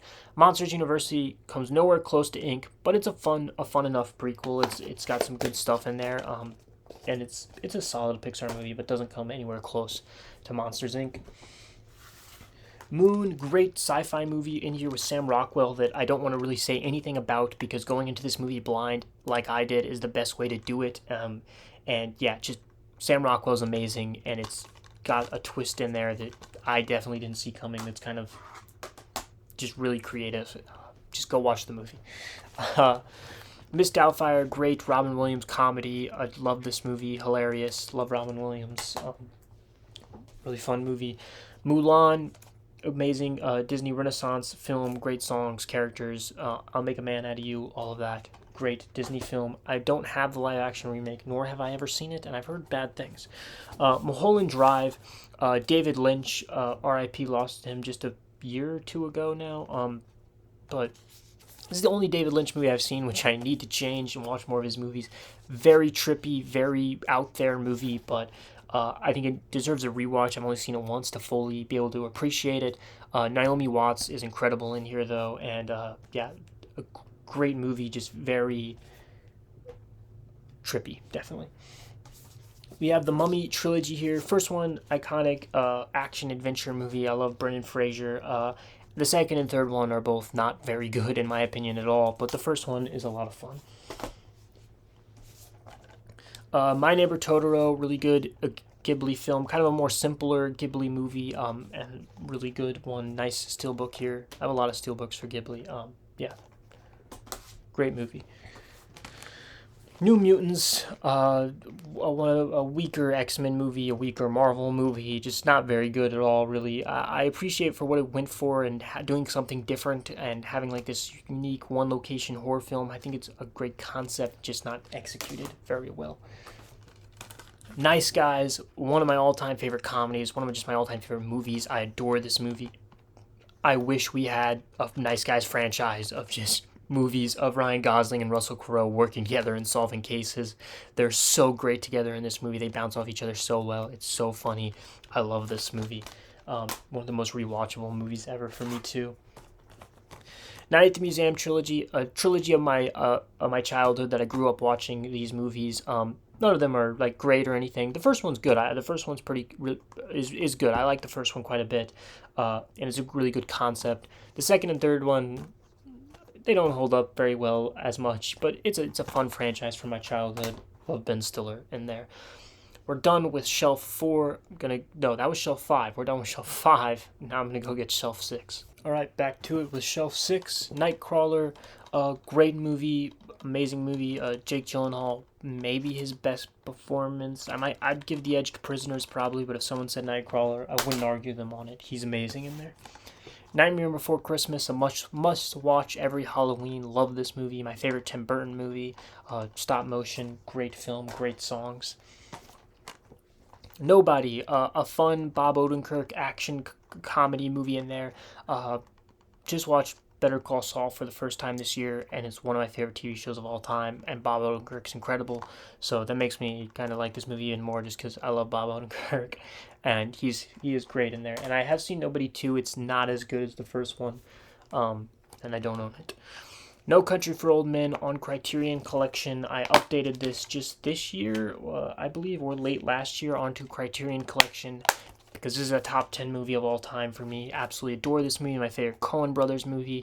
And this is like a serious drama movie, but it has some hilarious moments. What I was talking about with the Coen Brothers, they have just that comedy they can add and sprinkle in there that gives some great comedic lines, in particular from like Tommy Lee Jones and Josh Brolin in there, which all give amazing performances. Javier Bardem is probably second behind Heath Ledger's Joker as my favorite performance of all time, second favorite. He's just absolutely incredible in here as our villain, and this game of cat and mouse, beautiful film as well, just absolutely gorgeously shot, and just a masterclass in filmmaking from the Coen Brothers. Absolutely love that movie. Nocturnal Animals is a weird ass cover. A bit of a disappointing movie for me that I kind of want to give a rewatch to. Jake Gyllenhaal and Amy Adams, I adore both of them, and so I was kind of looking forward to watching this one. And it has some great emotional sequences in there, and I think Michael Shannon is a standout in here, but it just didn't fully come together for me and work in the way that I think it wanted it to. Nope. Again, like I said, Jordan Peele, in my opinion, never has come close to the piece he made with Get Out. But this is still a good Aliens movie, kind of less of a message than his other two films, but it's a good alien film in there. The Northman, great Robert Eggers film. It has that gothic vibe, but it's a revenge Viking story. Great performances, in particular by Nicole Kidman in there. Nosferatu, that's weird. Just happened alphabetically. We got two Robert Eggers movies back to back. This is my second favorite Robert Eggers film behind The Lighthouse. Love this movie. One of my favorites from the year it came out. Lily Rose Depp is amazing in here. Nicholas Holt's great in here. Just great retelling of this story and Robert Eggers was born to tell this story. His gothic vibe and everything. Beautiful looking movie. No Time to Die. We will talk about the rest of the James Bond movies later. It's may or may not be right behind me right there as a box set, so it'll be one of the last things we talk about. But we got No Time to Die here, the last Craig film. Daniel Craig is easily, by far and away, my favorite James Bond. And this is this isn't my favorite Bond film from Craig. I'd put couple other above this one, but it's a satisfying conclusion to his version of the character. Ana de Armas is a scene stealer in that movie as well. The Oceans trilogy, great. Ocean's 11, maybe the best heist movie ever, unless you count, is Heat a heist movie? If Heat is kind of a heist movie. If so, then I'd pick Heat. But Ocean's 11, amazing movie, great star-studded cast, obviously. George Clooney and Brad Pitt, in particular, just play off each other so well. Ocean's 12, a really fun sequel, in particular with the hijinks with Julia Roberts and everything towards the third act. But I actually prefer 13 to 12. I think 13's kind of focuses in more and has like one singular heist and everything. So I do like 13 better than 12. But 11's for sure the best of the three. 11's amazing. Once Upon a Time in Hollywood, great Tarantino movie, kind of a love letter to Hollywood. Just kind of paying homage to different things throughout the film, Brad Pitt finally getting his Oscar for this film. He's great in here. DiCaprio's great in here, and the final 20 minutes just going into full Tarantino chaos is great. It's entertaining. It's everything you'd expect from Tarantino. Onward, solid Pixar movie. Not one of my favorites from them, but it's a good brotherly story in there. Tom Holland and Chris Pratt. Oppenheimer, Christopher Nolan's magnum opus at the time. Now you could say that about Odyssey. I think they're kind of both his magnum opuses. One of my favorite Nolan movies. Just an incredible movie. Barbenheimer was an event, a lot of fun, and yeah, amazing film, amazing cast. Yeah, Palm Springs, great. My favorite take on the Groundhog Day story here. Andy Samberg and Christina Militoni, both amazing in here, and just again, the idea of doing the Groundhog Day with the twist of having you've already lived the day a million times and having someone join you, and now you both living it. It's my favorite take of the Groundhog Day story. One of my favorite comedies. Love that movie. Parasite, top 30 movie of all time for me. Favorite Bong Joon-ho movie. Best Picture winner, rightfully so. Just an amazing movie. Blends so many genres perfectly. And it's hilarious. It's got some terrifying moments, builds suspension really well, and it all culminates perfectly in the third act, and just a really great premise for a film. Pearl, talked about with Maxine earlier, the X trilogy. I think this is most people's favorite of the trilogy. I put X up slightly above it, but X and Pearl are close for me. This is a great movie. This is Maya Goth's best performance of the trilogy, and just best performance period. I'd put her up there with like Bale and American Psycho. She is so good in this movie as just this psychopath, and does such an amazing job in this film. David Cornsweet, pre-Superman in here. He's good in here, and yeah, just a great follow-up to X, and again, Maya Goth is incredible in there. Perks of Being a Wallflower, great coming-of-age story with some great performances in there, great moments, kind of a feel-good movie until the end, and then you kind of get hit with this realization that changes your perspective on a lot of the things in the film. Great movie, though. Peter Pan, iconic classic Disney film that is just aged horrifically. If you haven't seen this movie, rewatch in a long time, rewatch it. It's not aged well. It's far from one of my favorite Disney movies, put it that way. Pirates of the Caribbean, Curse of the Black Pearl. I don't own any other Pirates movies. I need to own them. The second and third one are still both solid, good sequels. The fourth and fifth one, not so much. I do want to own them, but right now I only own the first one, which is by far the best one. One of my favorite movies of all time. I adore this movie. It's my favorite adventure movie ever. Just absolutely just classic Disney vibe of just a classic adventure film. Johnny Depp as Jack Sparrow. Getting an Oscar nom for this movie was crazy.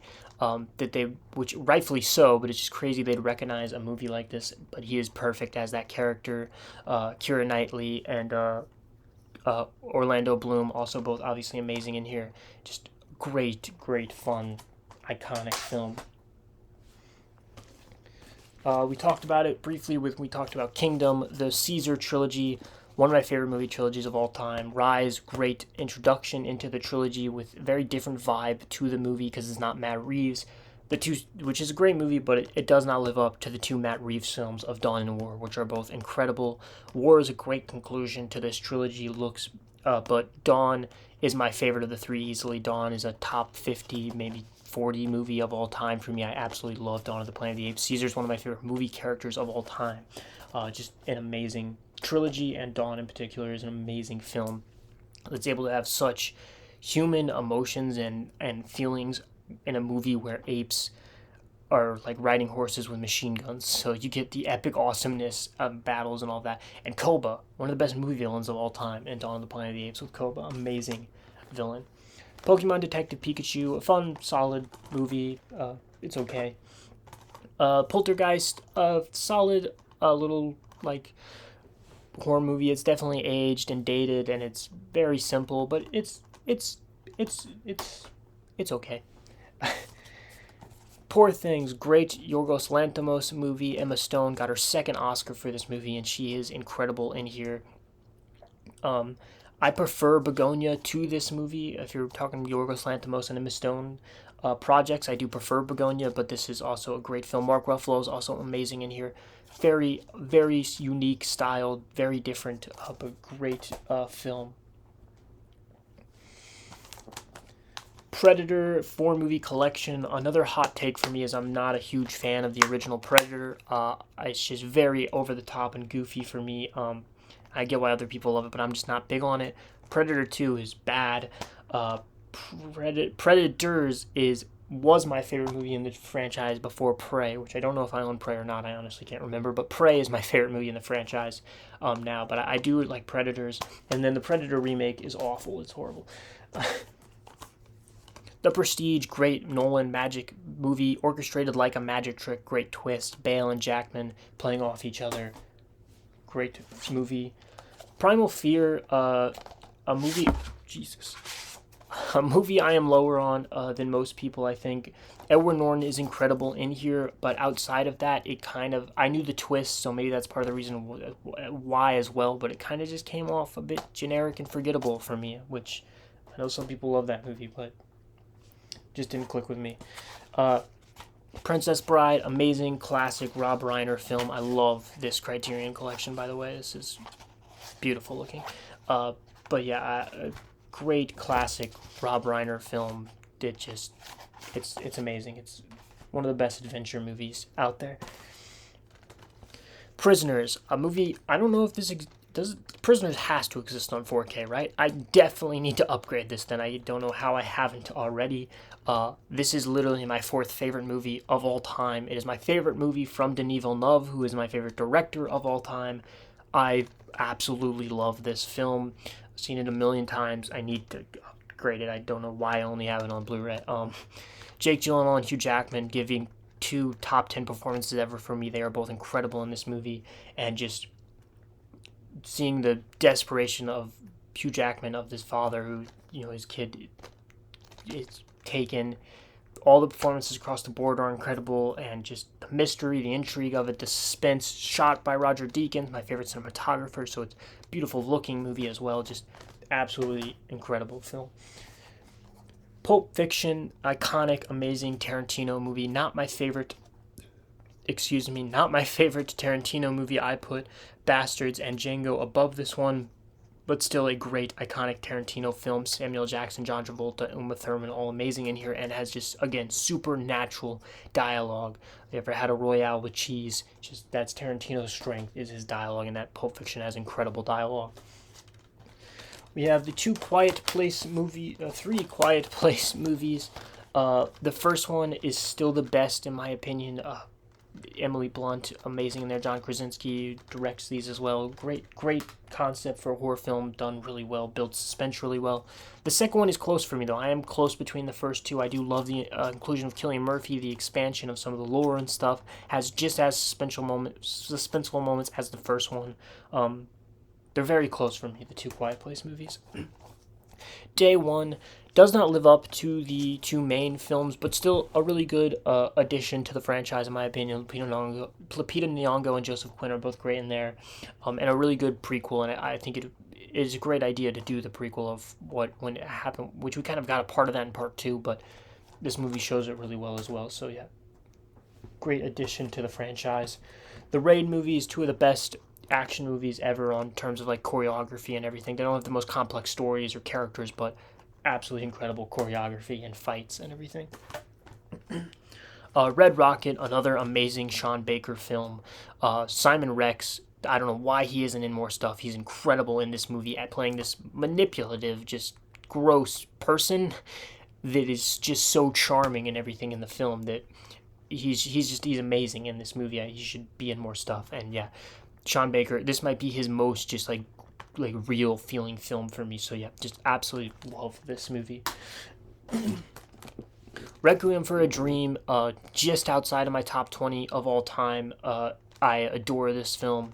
This actually might be in my top 20. It might be like 20 or 19, somewhere around there. I love this movie. My favorite film from Darren Aronofsky.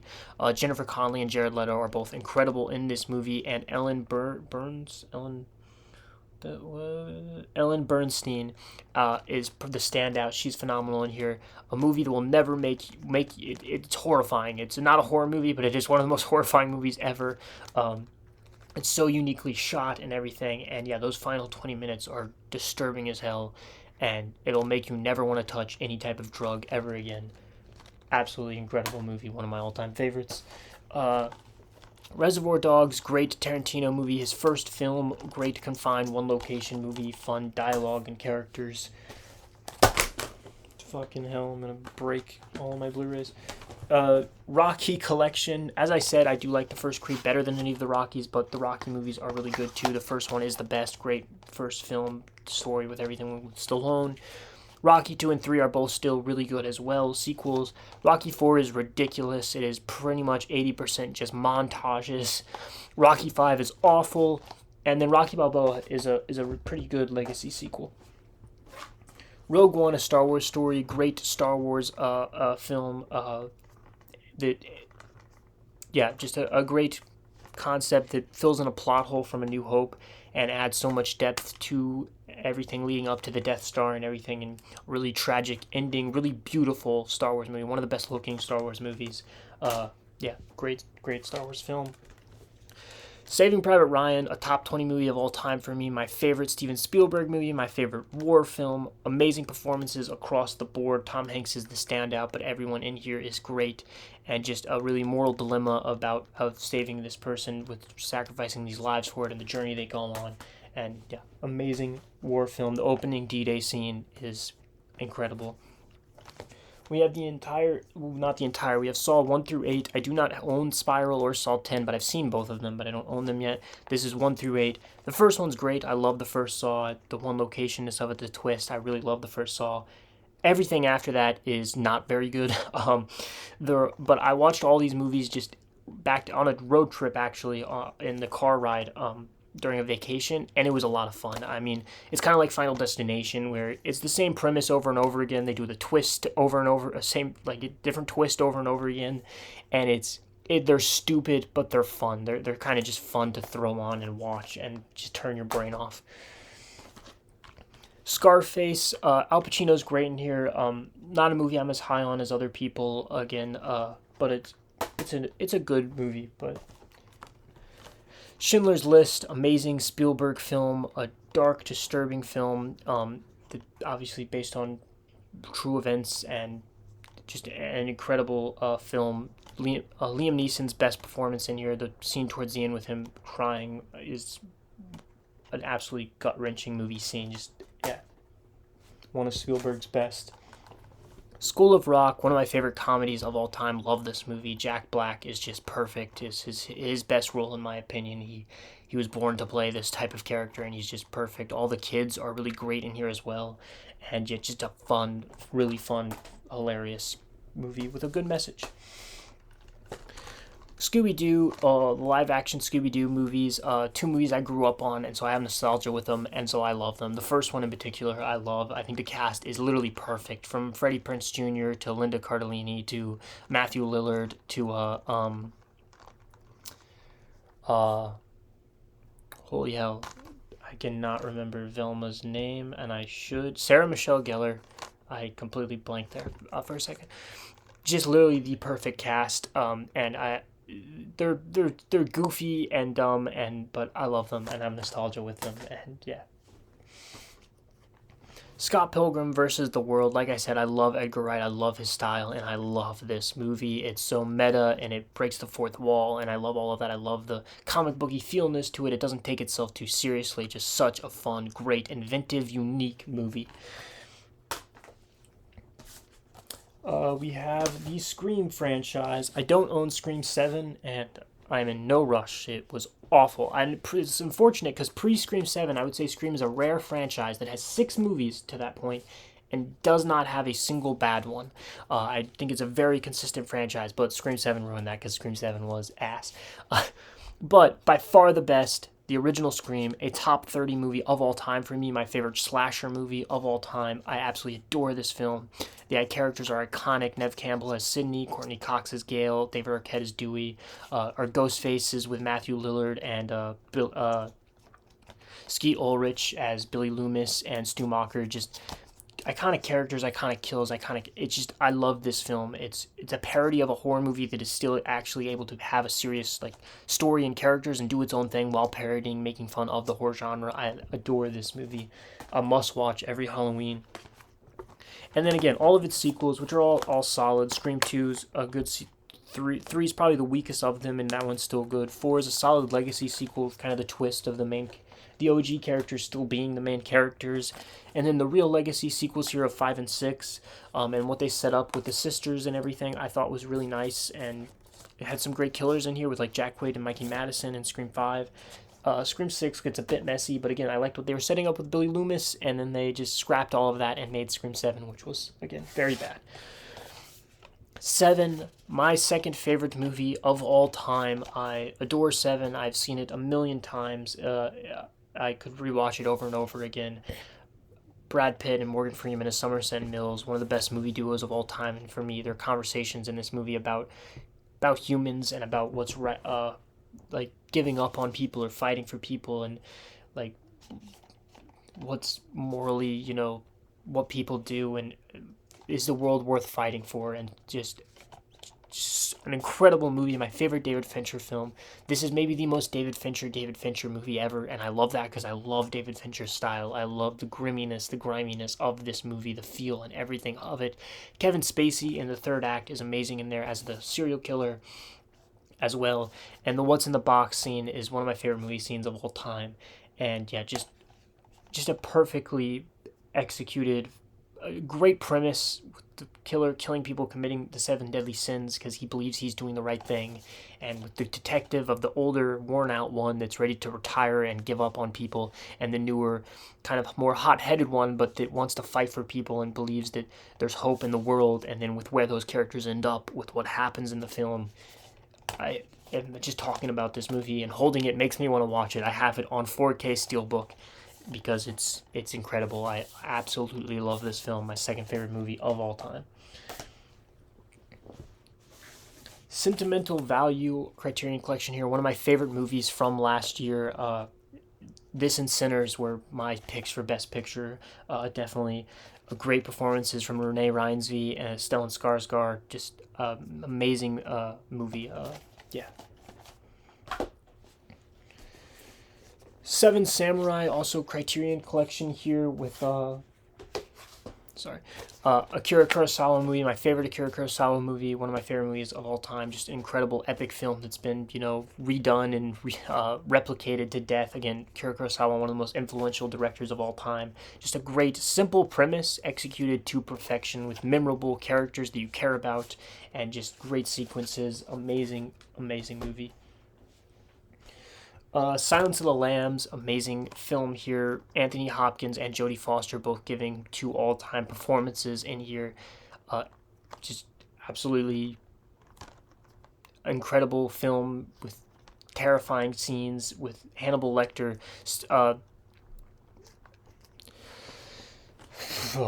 We're almost there, but we're starting to fall apart. Anthony Hopkins, very limited screen time, kind of like Jack Nicholson and A Few Good Men, and is one of the most iconic movie villains of all time. He's so good in this movie, and the conversations between him and Clarice are so great. Some of the twists in this movie are great. Just an amazing Best Picture winner. Shang-Chi, an okay MCU film. It's all right. It's kind of just middle of the road MCU for me. Shawshank Redemption, iconic, amazing movie, one of my all-time favorites. Tim Robbins and Morgan Freeman, great duo in here. A movie that's kind of about how the prison system's messed up and how people are treated, but it's a very hopeful movie and has one of the best endings and most satisfying endings to any movie of all time. Amazing movie. We are done with that shelf. I'm going to get the next one. Keep going. Moving right along to shelf number 7, kicking off with a couple DCEU movies here, the 2 Shazams. The first one's okay, it's decent, it's fine, and the sequel's not very good. The Shining, iconic Kubrick film. Again, Kubrick, not a director I'm on the wavelength of. I do definitely like this a lot better than 2001 and Clockwork Orange, but nowhere near as much as Doctor Strangelove. It's like in the middle there for me. Jack Nicholson's incredible in here, obviously, but just not a movie that fully clicks with me. It's good though. Short Term 12, a top 50 movie of all time for me. I absolutely adore and love this film. Just a really powerful film. Brie Larson's incredible in here. Caitlin Denver's incredible in here. Lakeith Stanfield's amazing. Just a really great movie about these relationships and bonds and what these kids gone through and everything. And yeah, just absolutely love that movie. One of my all-time favorites. Shrek, 4-movie collection here. The first two are two of my favorite animated movies of all time. I do prefer the first one to the second one. I know most people prefer the second one. I do prefer the first one. The first one is literally my second favorite animated movie ever behind Toy Story. I adore it. But I also adore Shrek 2. Shrek 2 is also amazing. Sequel adds all the stuff. Two of the movies I watched the most growing up as a kid. Loved them. The third and fourth one, not very good. Not very good at all. Shutter Island, great Scorsese movie that doesn't feel like a Scorsese movie. It's kind of a very different thing for him to do, but I love it. It's one of my favorite Scorsese films. DiCaprio's amazing in here. Mark Ruffalo's amazing in here. A great twist as well, and so yeah, great movie. Sicario, one of my favorite movies of all time, just outside my top 30 movies of all time. Denis Villeneuve, once again, just such a suspenseful thriller, great performances. My favorite performance from Emily Blunt. She's amazing in here. She's the standout. But Benicio del Toro and Josh Brolin are both great in there as well. Just beautifully shot film. Absolutely amazing movie. And Sicario, Day of the Soldado. Anytime you're talking with some casual person and they try to argue to you that a director, obviously they don't know what they're talking about if they say this, but if they try to argue to you that a director doesn't do anything and that a director doesn't matter, show them these two movies, and then we can talk. This sequel loses Denis Villeneuve. He is not the director of this movie. He only did the first one, and they made another one without him, and it is a shell of the first movie. It isn't horrible, but it is just nowhere even close to the first movie. You also lose Emily Blunt, which is also a big loss because she's incredible in the first movie. Again, it's fine, but it's a very generic, by-the-numbers, basic movie in comparison to the first one. Sing Street, top 30 movie of all time for me. Love this movie. One of my favorite coming-of-age movies. Great songs. Drive It Like You Stole It. Riddle of the Model. Amazing songs. Great love story here, but also I think my favorite part of this film is the brotherly relationship in there with him and Jack Raynor's character. Sinners, one of my favorite movies from last year. My pick for Best Picture that didn't win Best Picture. One Battle did. But Michael B. Jordan got it for Best Actor, which I was really happy with. He's great in this movie, and just a great blend of different genres. And Ryan Coogler, my favorite movie from Ryan Coogler. Sixth Sense, iconic M. Night Shyamalan film, really good movie. Bruce Willis is great in here. Obviously one of the most iconic twists ever. Not my favorite Shyamalan movie, but a good one. Smile, I don't have Smile 2, which I actually preferred Smile 2 to the first one. A solid little decent horror film, solid premise. I thought the second one was better, but I don't own it. Snowpiercer, good Bong Joon-ho movie. Chris Evans is great here. Great concept, one location film on the train. Social Network, one of my favorite movies of all time. A top 40 movie ever for me. I said Gone Girl was my third favorite movie ever, and I was questioning it because I was like, I don't think it... Not my third... I'm losing the will to make sense. I said that Gone Girl was my third favorite David Fincher movie, but I questioned it because I was like, I don't think it is. I was forgetting freaking Social Network. It's Seven, Fight Club, Social Network, then Gone Girl. Anyway, Social Network, incredible movie. Aaron Sorkin script, my favorite Aaron Sorkin script. I like Moneyball better as a movie, but script-wise, this movie is so tight, so amazing. Aaron Sorkin's script is incredible for this film. And we are now getting a sequel. It's called The Social Reckoning, coming out, recasting Jesse Eisenberg as Zuckerberg with freaking hell. God, I cannot think of his name, and I should know his name. But it's got Mikey Madison in it as well. Oh, it's gonna drive me crazy. He's in Succession. I cannot think of his name right now. Jeremy Strong? That's not his name. Is it? I don't know. It's driving me. You know what? We have the internet for a reason. This is live. We're taking it all in. What in the hell is his name? I cannot think of it right now. Jeremy Strong. I was freaking right.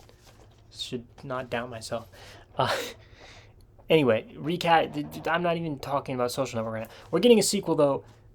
Social Reckoning. I don't know if it's necessary, but Aaron Sorkin is writing and directing this time. Fincher's not coming back. I'm interested to see how it turns out, but it'll be hard to top this one. Amazing movie. Andrew Garfield is the standout of this film performance-wise. He's incredible. The lawyer up flip-flop scene is one of my favorite movie scenes ever. Solo, a fine Star Wars spin-off movie. It's okay. Soul, great Pixar movie. Got a great messaging. One of my favorite of the more recent Pixar films. Great movie. Sound of Metal on Criterion Collection. Amazing movie. Riz Ahmed is incredible in this film. And just really touching movie. Amazing sound design. Great film. Speed, classic 90s action movie. Keanu Reeves, Sandra Bullock. A fun movie with a simple but good premise. We got now a shitload of Spider-Man movies here. Tobey's Spider-Man trilogy. Tobey is my least favorite Spider-Man. I think anyone that argues otherwise is blinded by nostalgia. I just think he is just clearly... Excuse me. I think he is just clearly the weakest of the three. But I think he has the strongest movies, which I think also helps him. Not to say I don't like Tobey's Spider-Man. I don't think we've had a bad Spider-Man. Tobey is a very good Spider-Man. I just think that the performance and the way he plays Peter Parker is so goofy I just think he's easily the weakest of the three. But his movies are amazing. The first two Tobey movies are incredible. And I think that helps him a lot because the villains are amazing. Willem Dafoe's Green Goblin and Alfred Molina's Doc Ock. And then just the vibe, the swinging through New York, the classic suit. J.K. Simmons as J. Jonah Jameson is incredible casting. Aunt May is great. It's got that classic, iconic Spidey feel. And Spider-Man 3 is still good as well. I think Sandman's great. But Spider-Man 3 is messy and cluttered and has some horrible stuff like Venom and the Topher Grace and black suit and dancing and all of that crap. But it's got some good stuff in there too. Spider-Man Homecoming, great MCU movie. Great Spider-Man movie. I think it's the perfect introduction for Tom Holland's Spider-Man and everything, and him lifting the rubble off himself. Michael Keaton's Vulture is a great villain. Far From Home, easily the weakest of the Tom trilogy, but still a good movie, still a good MCU movie. Jake Gyllenhaal's great in there as Mysterio. Spider-Man No Way Home, one of my favorite Spider-Man films, a love letter to Spider-Man fans like myself, seeing all of them on the screen together and all the villains, and it working, not just being a cameo fest, but them actually adding to the movie and seeing them all together and all the villains and everything. Willem Dafoe's incredible in here as Green Goblin. Amazing Spider-Man movie. And I cannot wait for Brand New Day that comes out in just a few weeks. I have tickets for Thursday opening night. I'm so excited for that movie. Then we have the two best Spider-Man movies, hands down, not even close, in my opinion. Into and Across the Spider-Verse. Two of my favorite animated movies of all time, two of my favorite superhero movies of all time. I absolutely love both of these films. I slightly prefer... I do definitely prefer Across to Into, but they're both just incredible. It's not like there's a disc sliding around in here, but there's not. Breathtaking animation, just Miles and Gwen, their dynamic and stories and everything, just incredible two movies that I absolutely love. And I cannot wait for Beyond the Spider-Verse, which, unlike Batman, hopefully does come out next year and doesn't get delayed. Spirited Away, great Ghibli movie, close second for me behind Howl's Moving Castle, probably the most beautiful looking Ghibli film.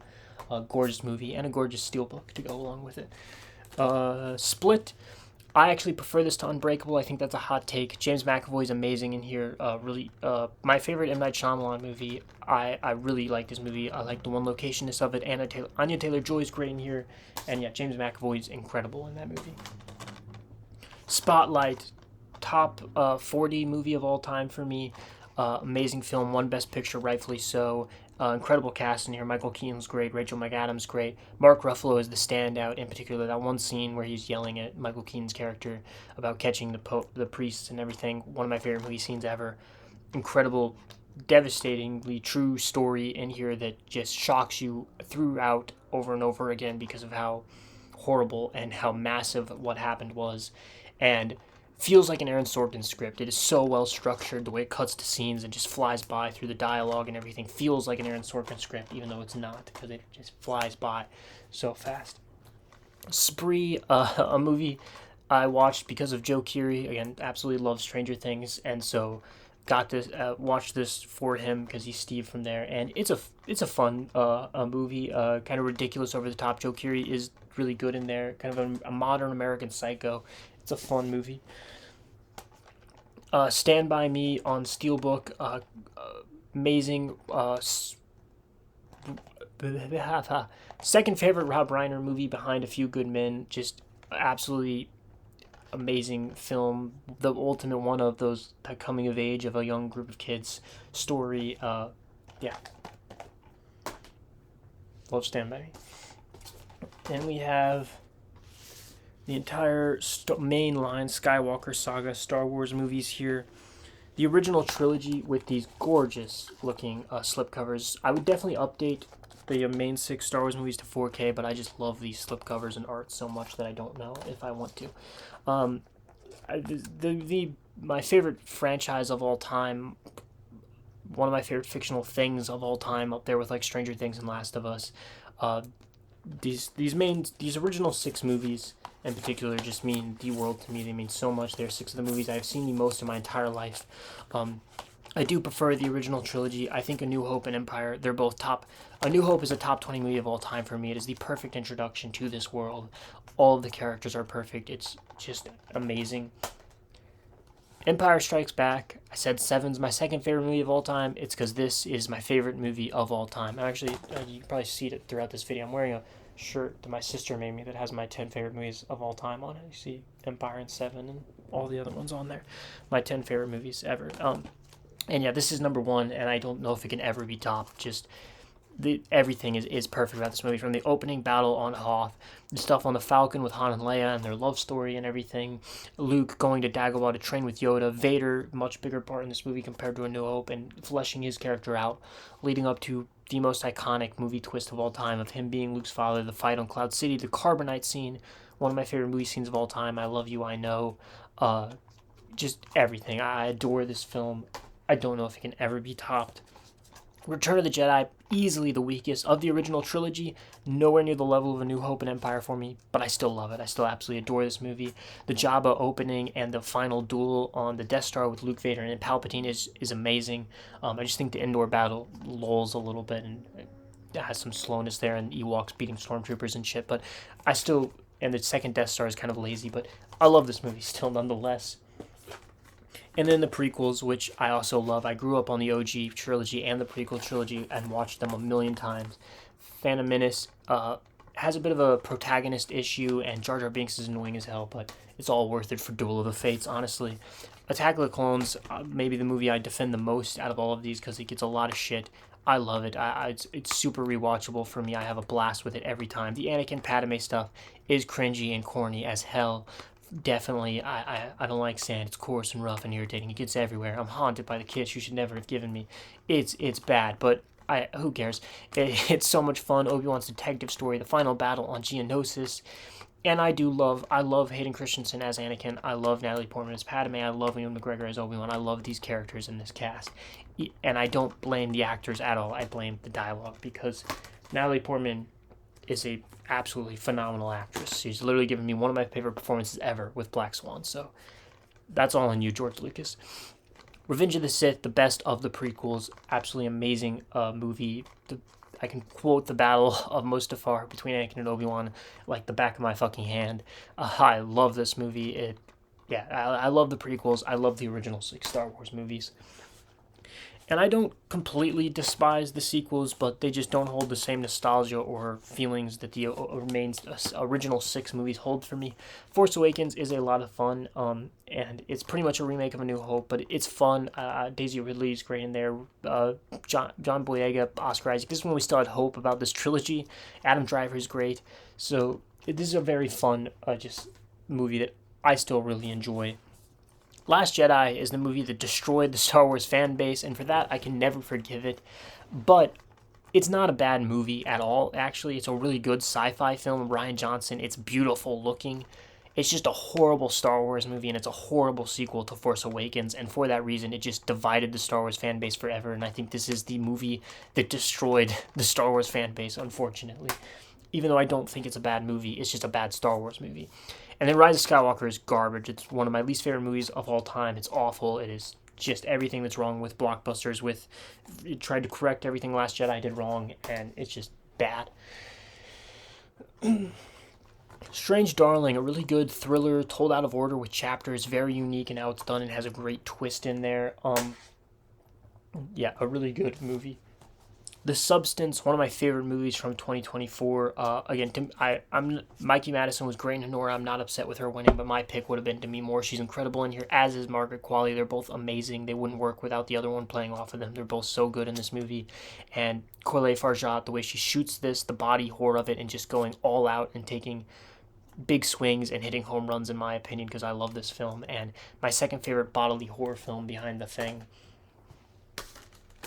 Suicide Squad, the 2016 David Ayer movie that was cut to shit supposedly and is just ass. Margot Robbie as Harley Quinn is the only redeemable quality of that film.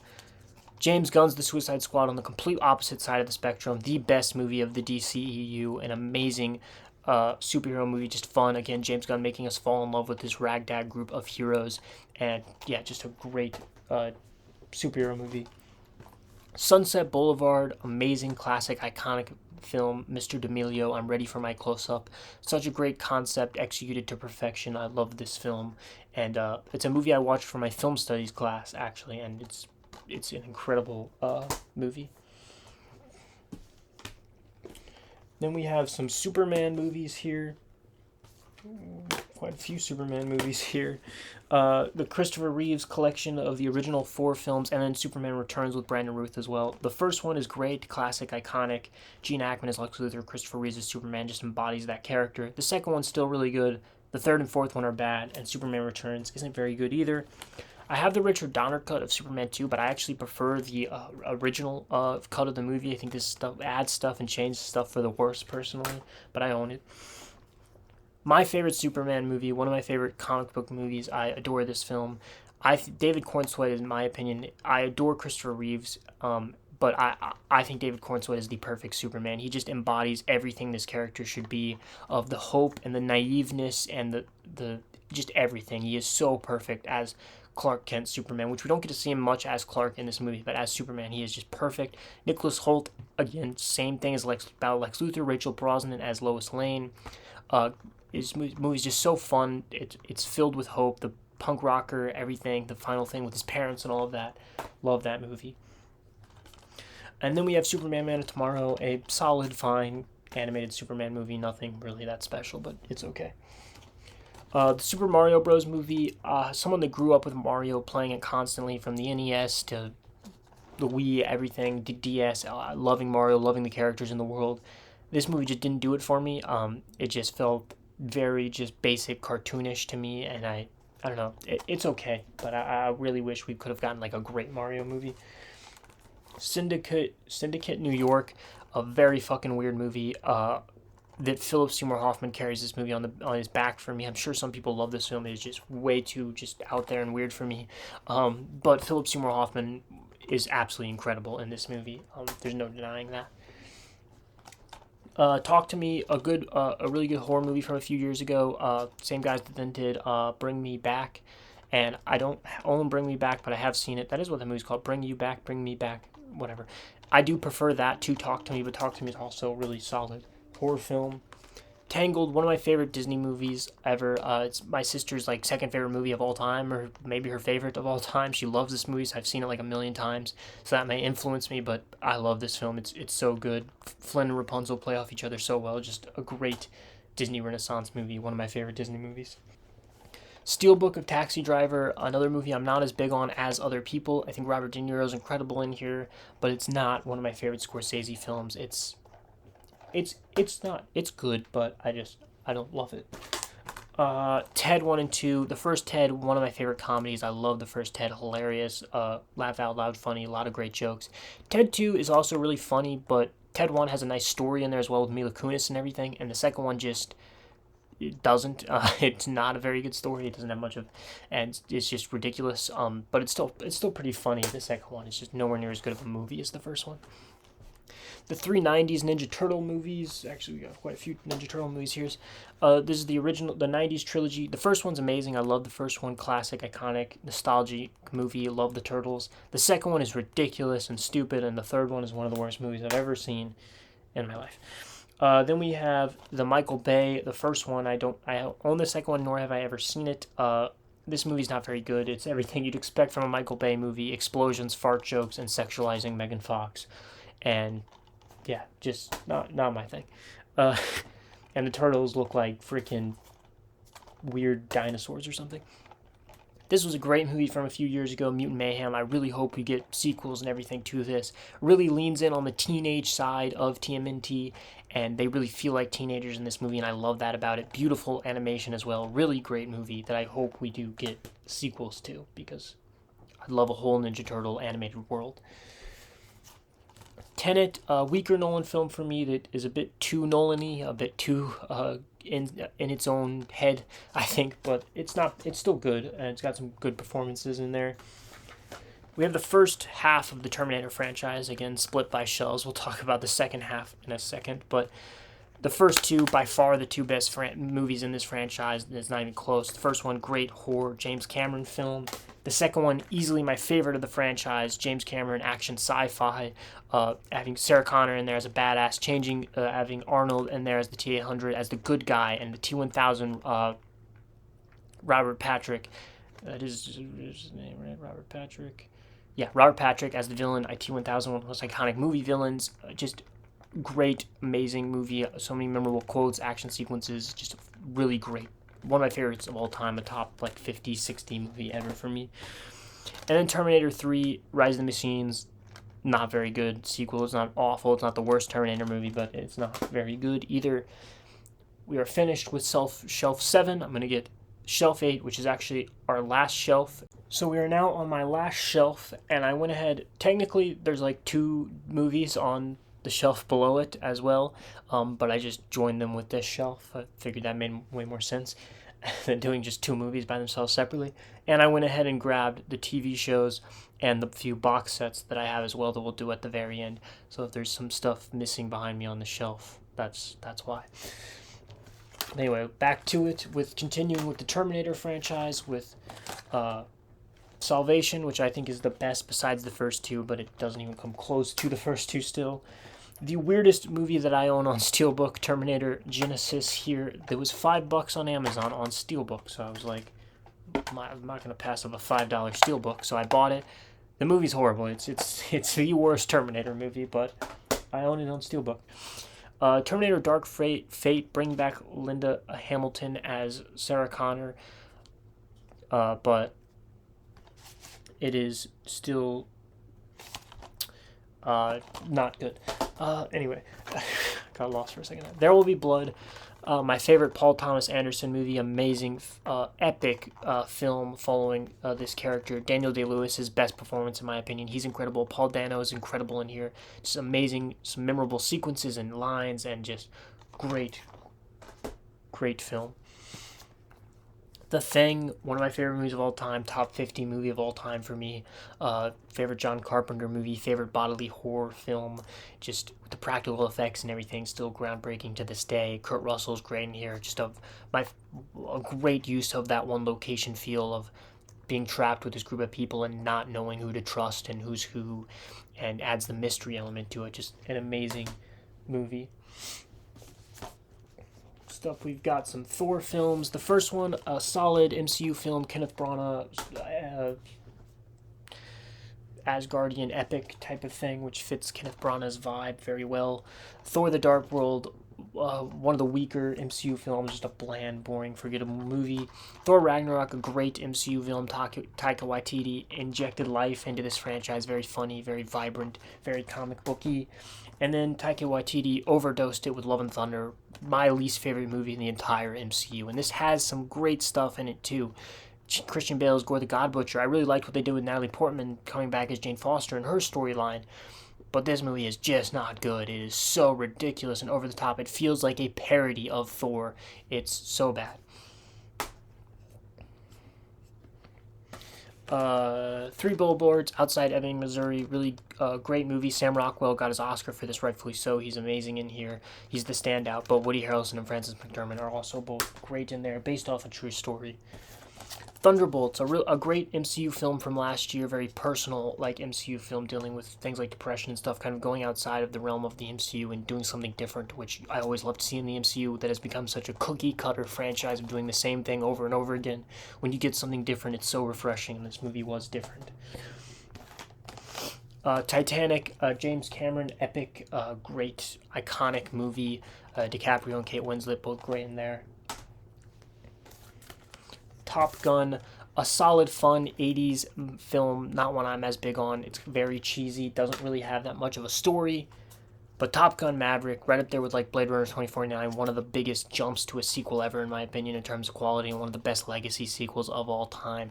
This movie is amazing. This is a top 40, 50 movie of all time for me. Just absolutely everything a legacy sequel should do. Absolutely incredible flight sequences, characters you care about, the mission and everything. And Miles Teller's great in there, Glenn Powell's great in there, and then Jennifer Connelly's good in there. Tom Cruise obviously is the standout. The Town, the other Ben Affleck film I've seen, one that didn't live up to my expectations of things I've heard about it. Still a solid film. Jeremy Renner's really great in there, but didn't really live up exactly to the hype that I had going into it. The 4 Toy Story films, the first 3 is it's right up there with the OG Star Wars trilogy and Lord of the Rings trilogy as one of my favorite trilogies of all time. Those are probably top 3 trilogies for me. Those 3 movies are all fucking perfect. They're amazing. The first one is my favorite animated movie of all time, just outside my top 10 movies of all time. The second one, such an amazing sequel, adds more characters, amazing. The third one, the perfect conclusion to this trilogy. The final scene with Andy giving his toys to Bonnie, one of my favorite scenes in all of Pixar.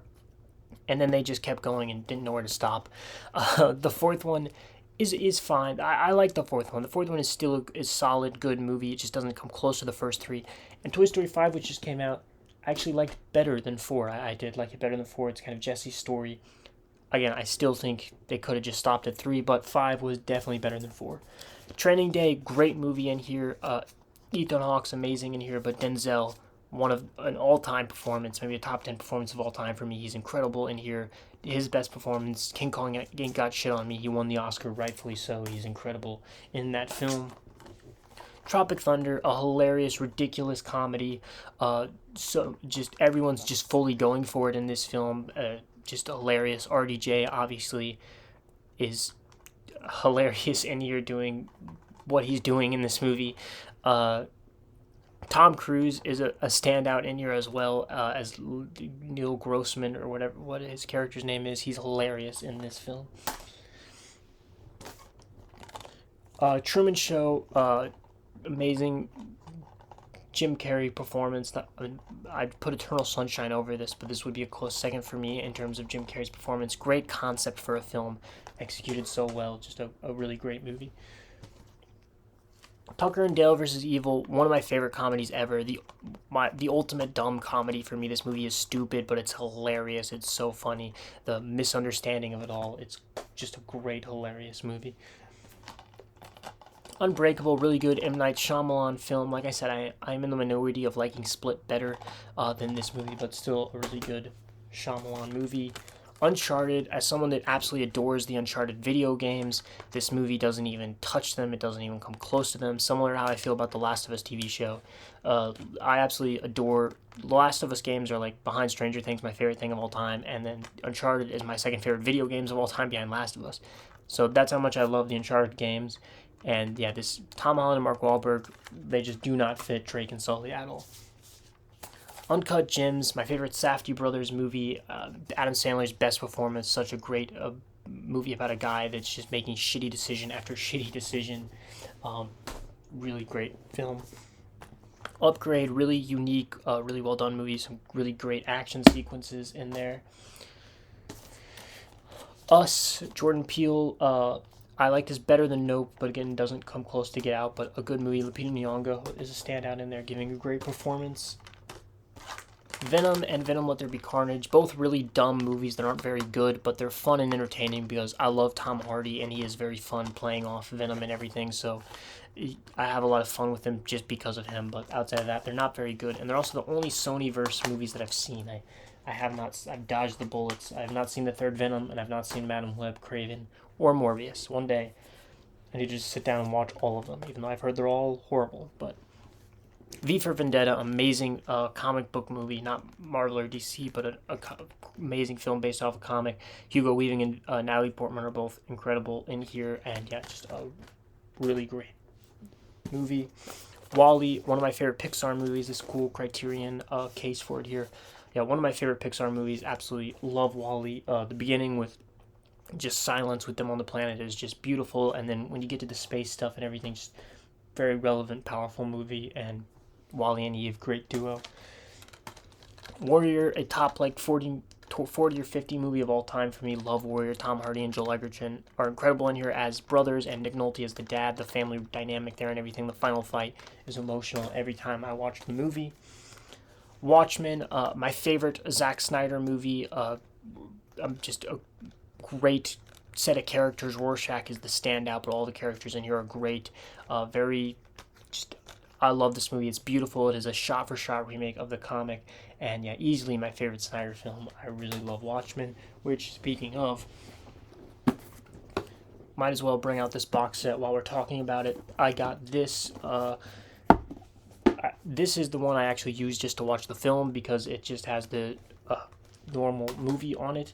But this I bought more so because it came with the graphic novel, which is no longer in here. It's over there with my other graphic novels. But it's this really cool cover, so I keep it on top of my Blu-ray shelf that switches between the comic and movie one.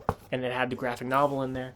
And it also comes with this that has like Snyder, similar to Ridley Scott, makes 12 cuts of every movie he does. So there's like one that includes like the cartoon version, there's a DVD version, there's the director's cut, and then there's like a special features disc. It's got a whole bunch of shit in there. I just used this one when I watched the movie, but this is a cool little box set thing that I've got there. The Way Back, a solid movie. Colin Farrell, Ed Harris, Saoirse Ronan. Nothing great. My dad watched it with my mom and dad one time and picked it up on Blu-ray because it was cheap. It's a okay movie. Weapons, my favorite movie from last year, Zach Cregger. I love Zach Cregger's Barbarian and this both, and yeah, I loved this film. Just such a unique the way that it was told through all the different characters' perspectives, and all the comedy in this movie is great, similar to with Barbarian. I really loved Weapons. We Live in Time, really good A24 film with Florence Pugh and Andrew Garfield. Again, kind of messing with, like you'd expect A24, putting a twist on the love story thing here with how it tells things throughout time and uses certain things like the egg cracking and stuff to make things hit harder. The bathroom birthing scene's a really great scene in here, and they have great chemistry together in that movie. The Whale, amazing Darren Aronofsky film. Like I said, Black Swan, this, and Requiem for a Dream. I've loved all of his films. Brendan Fraser, I was so glad that he won for this movie. He's amazing in here, and it's just a great story for Brendan Fraser. It's just a great performance from him. Sadie Sink is also amazing in here as his daughter, and that's really the heart of the movie, is that relationship and just how Brendan Fraser's character sees the world and sees everything in such a good light. And yeah, a really great one-location movie as well. Whiplash, my third favorite movie of all time behind Empire and Seven. Absolutely adore this film. J.K. Simmons right up there with Javier Bardem and Heath Ledger as one of my favorite performances of all time as Fletcher.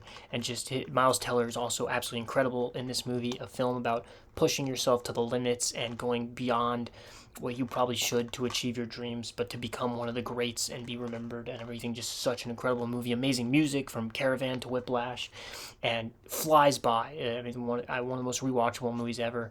My favorite movie from Damien Chazelle. The fact that he made this and Whiplash is crazy because they're both absolutely incredible. And I adore that movie. I've seen it a million times. The final 20 minutes are phenomenal and amazing. Wicked, I don't know on Wicked Part 2. I think it's a pretty big step down from the first one. I think this is by far the better half. Great movie, great music. Ariana Grande and Cynthia Erivo are really good in there. Really good film that, again, Part 2 did not live up to. The Wild Robot, great animated movie from a few years ago, really heartfelt, some great voice acting in there from Lupita Nyong'o and Pedro Pascal and stuff. Willy's Wonderland, an absolutely ridiculous, stupid movie that is one you can watch with other people and laugh at how dumb it is. Nicolas Cage is the man for the job for a movie like this. He just commits and is just everything you'd want him to be in that film. He will do anything, and he's great at anything. Willy Wonka and the Chocolate Factory, the original Gene Wilder, amazing, classic, iconic film. Wind River, really great film here with Jeremy Renner and Elizabeth Olsen. Amazing mystery here that pays off really well in the third act, and yeah, just great movie. The Witch, our last Robert Eggers movie, I believe that we'll be talking about. Great movie. Anya Taylor-Joy is amazing here. Probably her best performance that I've seen from her, either this or Furiosa. But yeah, just a great Robert Eggers, gothic horror, all of that put into there. Classic, iconic movie, Wizard of Oz on Steelbook here. Dorothy laying in the poppy field. Again, iconic, amazing, iconic, great movie that lives up to the iconicness of it. Wolf of Wall Street, one of my favorite Scorsese films, probably second behind The Departed. Love this movie. My favorite performance from DiCaprio. He's incredible in this movie. He's so energetic. His speech is everything. He delivers some of the best physical comedy I've ever seen in a movie when he overdoses on the drugs and has to crawl to his car and everything. Margot Robbie's great in here. Kyle Chandler, Jonah Hill, everyone. It has a lot of similarities to Goodfellas, and I prefer this one to Goodfellas, where you're just following this character on this chaotic, wild ride and everything, and seeing him make horrible decisions and it all blow up in his face in the end. The Wolverine, fine, Marvel movie, not anything great, but Hugh Jackman's great in there. Two Wonder Woman movies. The first one's one of the better DCEU movies. Gal Gadot, although she's not a very good actress, this is easily her best performance. She does kind of fit this character of Wonder Woman and does it justice.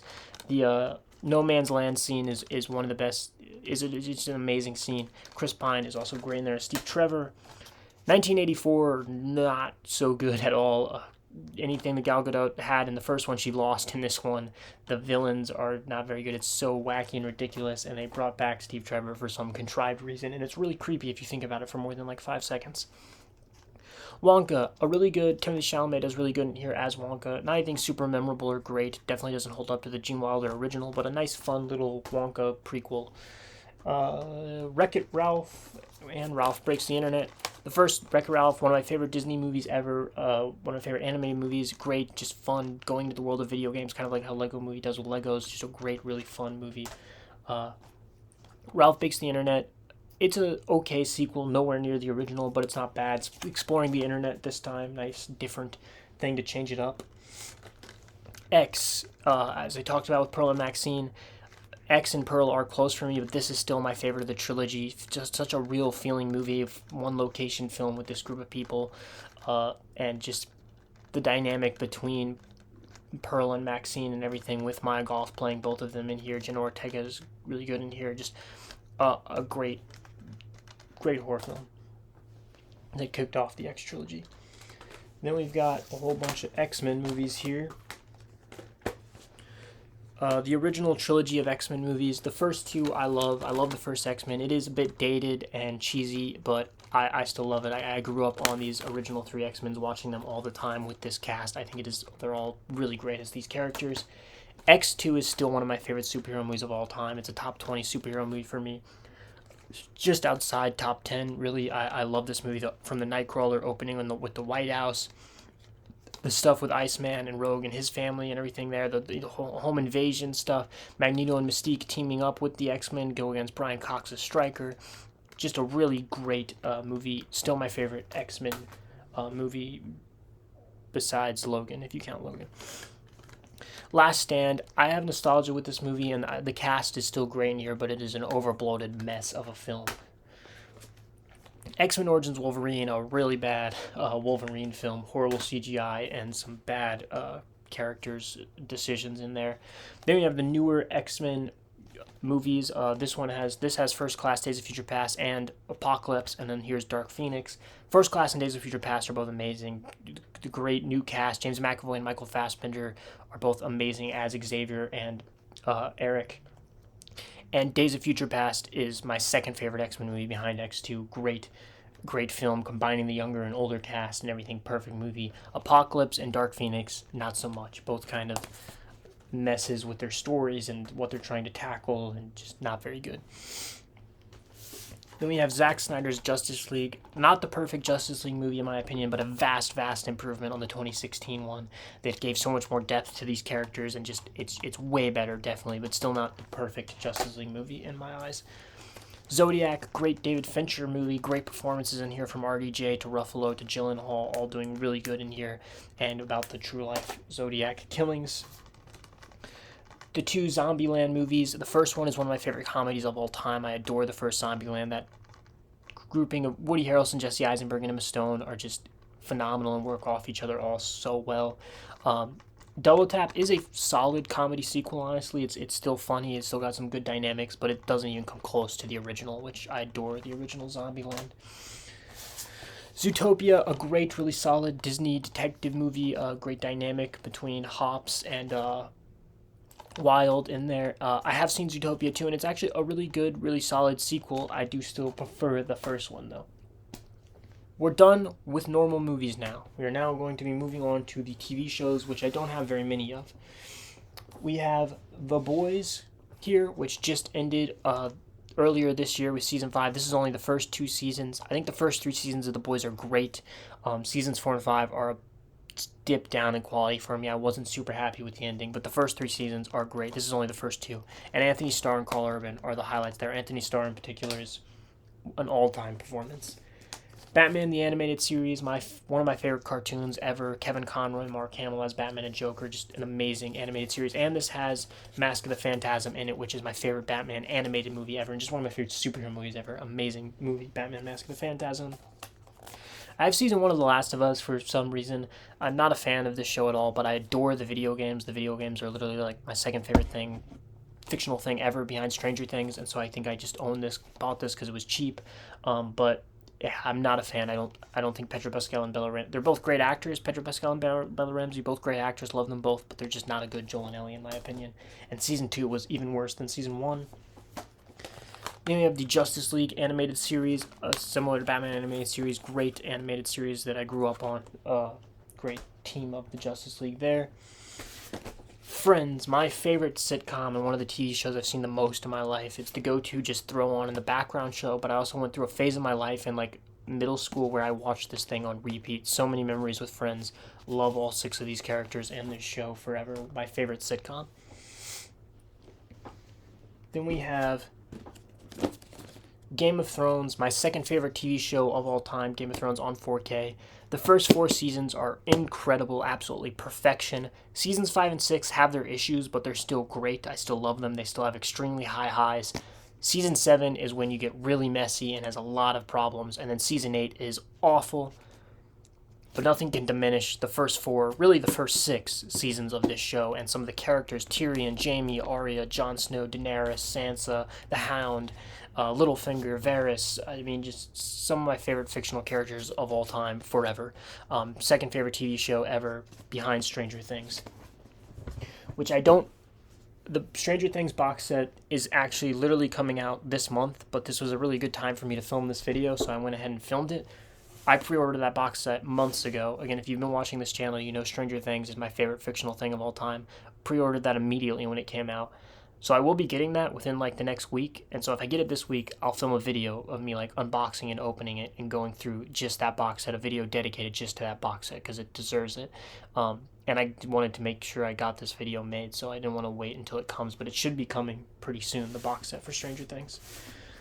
Supernatural, all 15 seasons. The first, one of my favorite shows as well. The first 5 seasons are absolutely amazing. Eric Kripke seasons, perfect storyline from beginning to end. 6 through 11 still have some highlights and great moments, amazing episodes, amazing storylines, but it's definitely weaker. And then 12 through 15 are just not really very good, but love Sam and Dean, Cass, all the characters and everything. I actually went to a convention for Supernatural with my aunts and mom and sister, and I got a picture with Jensen Ackles and Misha Collins, which is Dean and Cass from the show. We're almost done. We just have 2 more box sets here, which aren't TV shows, but they're on the top of my shelf because they're big and they would take up a lot of room on the shelf. We have the Transformers box set here, which has all of, well, not all of them except for Transformers 1. It has the original 3 Michael Bay trilogy with Shia LaBeouf. The first one is okay. I'm not a Michael Bay guy at all. I am not on his vibe, so I don't really like his movies. I think they're just big, dumb, sloppy action movies. But the first one's okay. The second and third one, not so much. And then the fourth and fifth one, which are Michael Bay again with Mark Wahlberg, are just atrocious. They're awful. They're 2 of the worst movies I've ever seen. They're so bad. The characters, everything. They're so bad. Transformers: Rise of the Beast is a decent. It's okay. It's mediocre. But by far the best movie of this franchise, in my opinion, is Bumblebee. Great spinoff, not directed by Michael Bay. Haley Steinfeld in there. Just a really fun movie. What the Transformers movie should be. It's like a live action Iron Giant. And Transformers 1 is also really good, which I don't own, but that's also a really great movie, animated movie from recently. Then the last box set here, the James Bond box set. That was a really loud and weird noise that just made.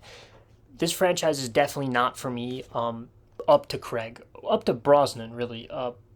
I know some people love the Sean Connery movies. They're just not for me. They're just really dated and just, I don't care for his Bond at all. He's just not an enjoyable human being, which I get that's kind of the point, but those movies just do not work for me. I will probably never watch anything pre-Brosnan in this set ever again. They're just not for me. But once we get to Brosnan, Goldfinger is really fun, really great, cheesy 90s movie. Sean Bean as the villain and everything. And then the other Brosnan movies, not so good either. We kind of fall back into just ridiculous territory. But Daniel Craig's movies are great. He is by far my favorite Bond, and Casino Royale and Skyfall in particular are amazing. I love those 2 movies. Casino Royale is my favorite, and then Skyfall would be second, and I love those movies. Quantum of Solace, what the hell is the other one? Quantum of Solace, No Time to Die, and there's another one that I can't even think of what it is, but I'm gonna look because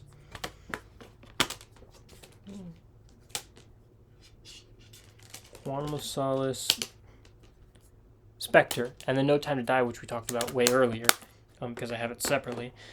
Those are all good as well, but Skyfall and Casino Royale are both amazing. They're by far the 2 best Bond movies in my opinion, and Craig is by far the best Bond.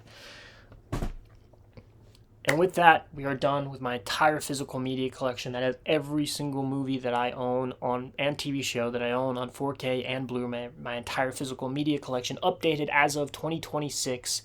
Maybe we'll make this an annual thing and we'll start doing one of these every year. Did one last year. This is the 2026 edition. My collection is just going to keep constantly growing, so maybe we'll make it an annual thing. But I'm sure I haven't edited this. I don't know exactly how long this is going to be, but it's going to be long. So if you watched the whole thing and enjoyed, thank you very much for watching. I hope you enjoyed, and leave down below that you made it to the end in the comment section. And while you're down there, remember, hit that like and subscribe button. It helps the channel grow, and turn on that notification bell so you don't miss out on any future videos. Thank you very much for watching, and I'll see you all next time.